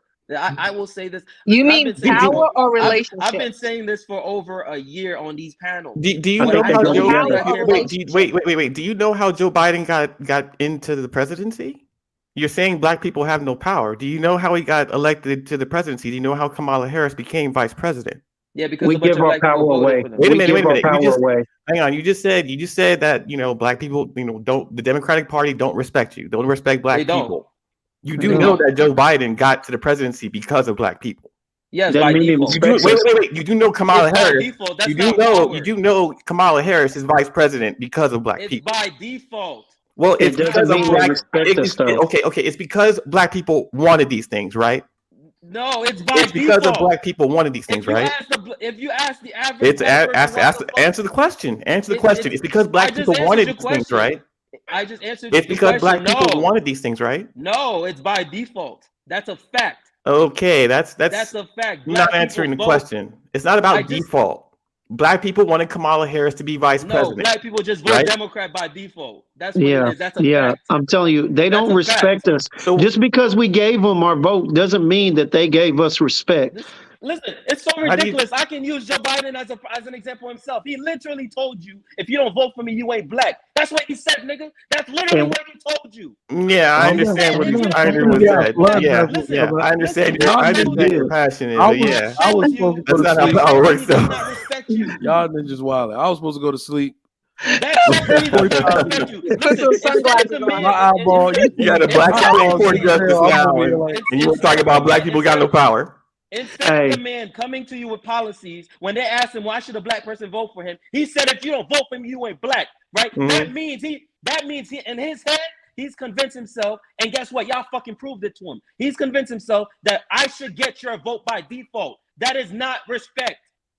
That's not respect. You have to campaign for somebody's vote. That's what he did. Okay, you know what? I'm not even gonna argue with this bullshit. I mean, we had the power to put him in place. Did we give our power away? Which essentially you're saying, right? Because we really don't know how valuable of the power of putting somebody we in place definitely that we gave it No, away. no, no. We So hold definitely on, gave hold it on. away. I kind of gotta just answer like this, man. As we the host, don't have as the power because host, we're just giving it away. no, as the Essentially, is host, what he's yeah, I was saying. gonna say, as the If you host, just give it away, What's it's up, not Trey? by power. default, Well, by it default. It's only Wait, power hold on, when hold you on, can hold on, hold use on. it for By leverage. default, You literally. don't So have this is the. power. You don't have Hold on, power Hold JB. without on. Hold on, leverage. JB. Hold on, JB. By Power default, cannot exist without leverage. I was about but to we say, don't have by nothing as a default. people, so Hold on, hold on. we can't leverage Black people anything. gave their power away. This is the most obvious Yes. thing in the Yes, we world. Here's did. why. Here's why. Not only were Come we back, Jay. basically solely responsible for putting Joe Biden in the White House, Yeah, we and were. every other person in senatorships and congressmen and all that, we asked for nothing in return. Absolutely nothing. You We got Harriet Tubman on the dollar. that is the definition of giving your power away. At the local level, he highlighted Cubans, Hispanics. If you have any presence or any kind of voting block within that district, you ask for something. It's that Yes. simple. You need Yes. my vote. We need funding for this new children's. Like, it's the simplest. We give our vote away every time for absolutely nothing. Like, that is why we're taking for a joke. I mean, we can't even pull up anything that we've asked for as a group. Well, So, let me yes, say I one other definitely- thing too, Trigger Mike. I mean, before you go, because you're looking tired, and I am too, man. But let me say this too. Hey, and part of that is because our community is fractured. Black men on one side, black women on the other side. We may come together and give them our vote, but we're not coming together and giving any type of demands. We're not asking for anything as a group. And they lean towards black women and their wants or whatever their Well, concerns, because they know that they have more influence over us voting than black men do over them voting. let me say this on politics in a minute. The reason why you can only talk to black women on that in the Democratic Party. I need people to understand one thing very clear. Black men are not traditionally conservative. I'm sorry, not traditionally Democrats. They're not Democrats. liberals at all. So when you talk about liberals and all that, talk about black women, because look at what black men did in this country post-slavery. The level at which they kept their families together. They kept their daughters in their homes under their wing. That is conservative man behavior. So then why did we shift? My wife's father, like they're from South Carolina, whole family live on the same street and own the land. That is conservative minded thinking, right? So it's like where did shift black go? men are going to leave. We've already left the church. We've already left. Like, just leave the Democratic Party. We're more likely to not even vote than to vote Democratic. So, the one thing I want to impart on black men in general is stop conflating conservative with Republican. White people do not own the lease on conservative principles. You practice conservative principles better than everybody in America. Traditionally, you did. You kept Trigger your family Mike. together more than everybody did. Trigger when it Mike, counted. Trigger Mike, here's a simple proof, right, of how, and I know some people are going to get triggered by me saying this, but it's the truth. Here's some simple proof of how politically dumb the black population is, right? We are. When Trump, when Ice Cube, right? Ice Cube got together with top black scholars, right? Black economists. I think Dr. Claude Anderson was in that, and they came up with a plan.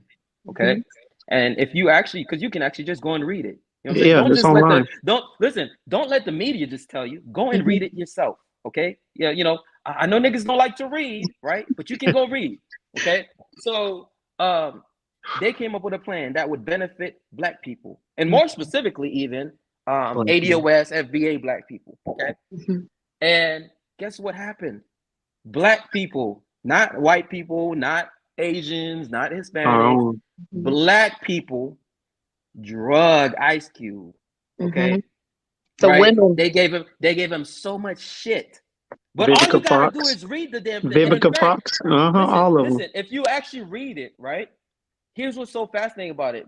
In fact, not just reading it. One of the things that's so fascinating when you listen to Ice Cube, and Ice Cube explained how he actually contacted both parties, right? He got in touch with Biden's camp. He got in touch with Trump. Guess what? Biden's camp didn't even give him the dignity of a response. Yep. Right? But Trump's team responded to him. But suddenly, just because he was meeting with Trump's team, right? Then Biden Niggas are so emotional. okay, that they could have just went and read the damn thing themselves, right? You didn't have to just listen to what MSNBC told you. Just go fucking read it yourself, right? And you would realize it benefits you. And you have black people shitting on this black man that came up with an actual plan. I'm talking about real policies, real shit for black people, right? And black JB, people shitted. Listen, do you remember what Vivica did? Black people crapped on him, right? Just because he had an attachment to Trump at that point, Mm-hmm. right? That's how politically stupid black people are. But let me take it back to this. Like you said, wife school, Vivica Fox and the Fox Friends or whatever. Remember they got on there? They supposedly read it. And what was the first question that they asked him? I forgot. Where is the stuff for black women? Yeah, that's right. And see, that's where I start talking about we split down the middle even then. Mm-hmm. It's like now they want something that literally says black women. It needs to just be black people. I mean, that's just it. We all people. I don't care if we're together or separated. First, we got to get the people covered. Then we can work out the little details, you know. Jay Bizzle don't leave. He's not leaving. I know, it's time to go. Just hot facts. Damn. I Kevin like Durant. Trump. I'm sorry. Kevin Durant got traded to the Suns. That was to the Suns. And just one more thing, right? You know, the other thing that I love to do, trigger. The other thing I love to do, right? You know, I'm in Atlanta, and I love to do this, right? I love to go out with my Make America Great Again hat. And listen, brother, let me tell you something, bro. The number of black people that have threatened to, you know, beat my ass up and do shit to me just because I got a hat on, right? That's how emotional niggas are. Somebody wants to get physical with me just because I got a fucking hat on. Now check this out. You know how many black people have asked me, hey, why do you support Trump? Not one, right? Because niggas don't care about the logic. They don't care about the reason. They just in their feelings, right? They're just emotional. That's very Meanwhile, check this out. I've had white people see me with my red Trump hat on, and just literally, like I had one white girl say, you know, I hope this is not wrong to ask, but out of curiosity, why do you support Trump? And I was surprised. I'm like, damn, the white girl asked me before any of these niggas who wanted to kill me. Right? These niggas want to kill me, but this white girl is curious. You know, I decided to do the same thing, but in a different way. I decided to walk through a black area of Houston with my Make America Great Again hat on while I was open. I was while I was open carrying. Nobody said what? What were you carrying? Open carrying my firearm. Nobody said anything to me. What were you carrying? What? I just meant like a pistol or. Oh yeah, my SIG, my X carry P320. Okay. I'm gonna have to get me a Make America Great Again hat. But I mean, even at work, I'm like, because I like business. I like learning about that stuff. A lot of people they not interested in that, and they're like, "You're such a Republican." I said, "I don't care that Uncle Trump." Because I'm a part of something called the African Conservatives Assembly. Mm-hmm. Just reserve your vote for whoever has something for you. Like I do not care about anything else anyone is talking. If you want to know why most black people should have voted for Trump, especially black women, because we don't even talk enough to them. Do you know how many black women own businesses, started businesses, boutiques, or hairdressers? Go look up something called opportunity zones, and you're going to want to take your vote back. Trump did that, not Biden.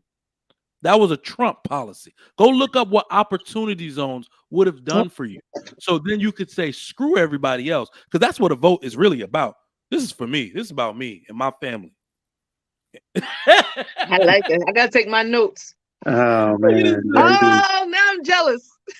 No, you got to pump it up in the front. I can barely see it. Oh, that's funny.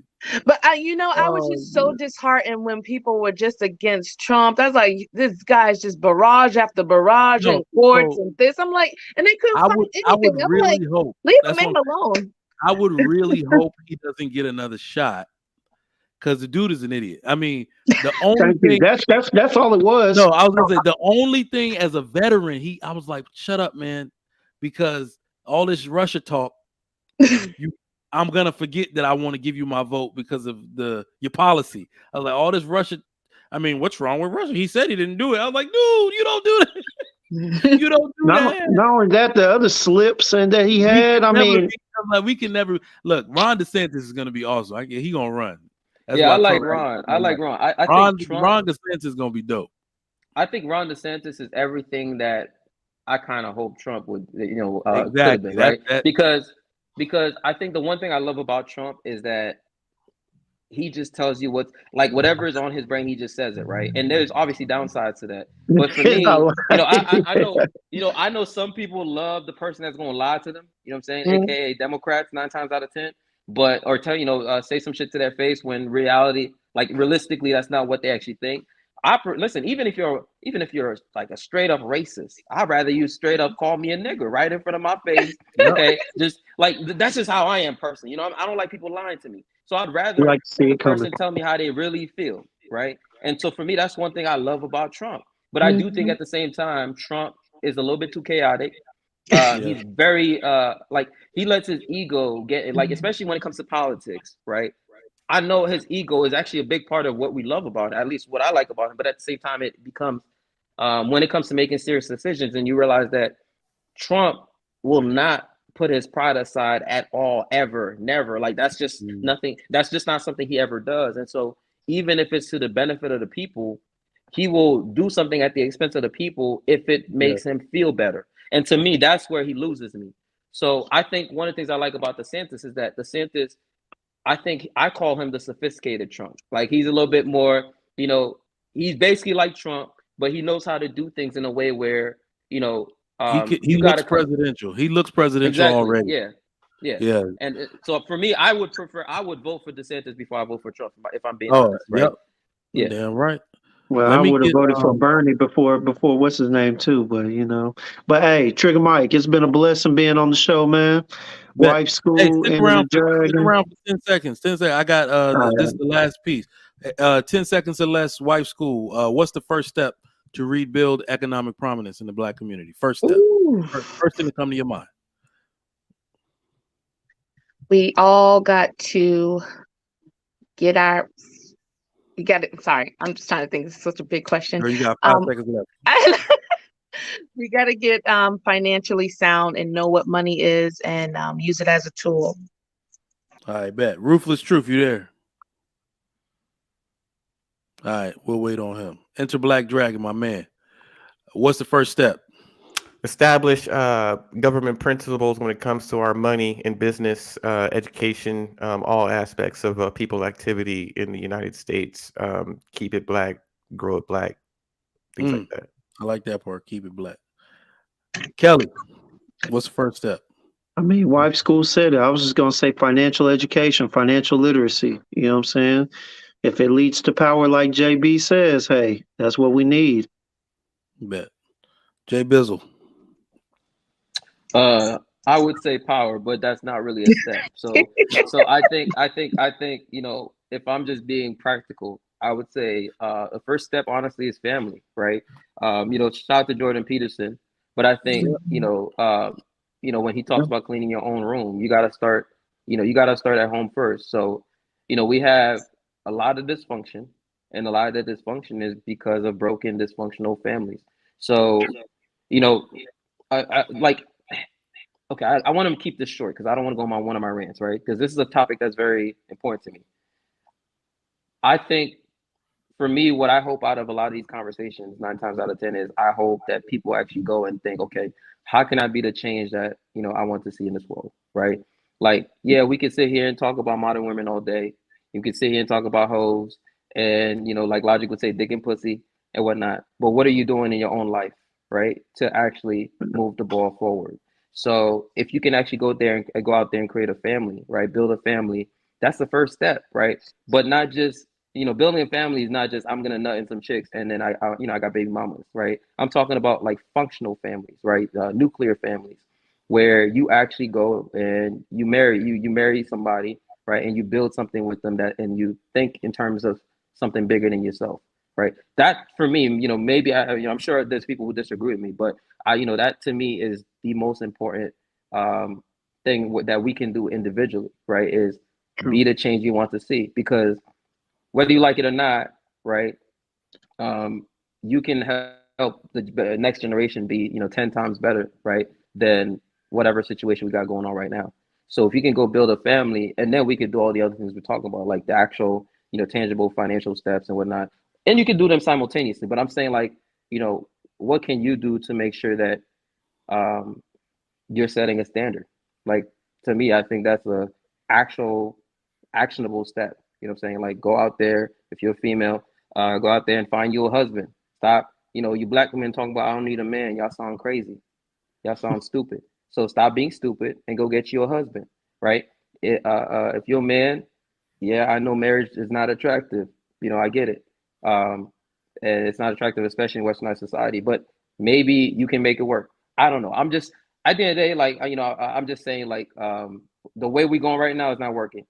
Okay, there's studies that show that by 2053, okay, y'all don't have to take my word for this. By 2053, the median net worth, okay, of the median net worth of the black family by 2053, if we continue going at the rate that we're going, will be $0. I'm not making this up. Just go look it up, right? By 2053, that is 30 years from now. Y'all tell me how many generations that is. 30 years from now, if we keep going at the rate we're going, the net worth, the median net worth of the black family will be 0. Okay, that's ZERO. That's going to be the net worth.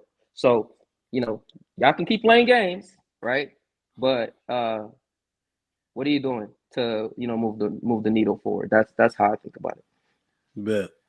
My man JB, we are like, I think we have the same mind, because I should have went first. He took my family and then said, I don't want to go on one of my rants, and then proceeded to say everything else that I was going to say.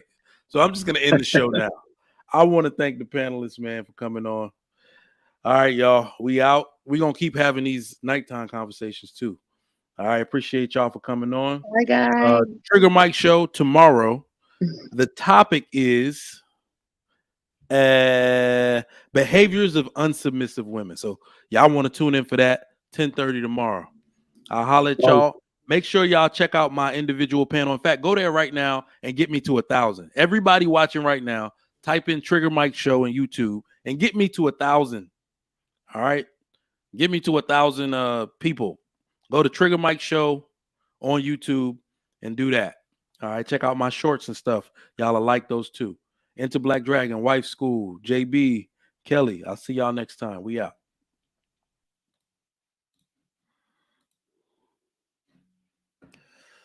All right. All right, y'all. Have a good night. Hit that like button on the way out. Like and subscribe to the Lapeef Network. Go over to the Trigger Mike show and get my subscribers up if you can. All right.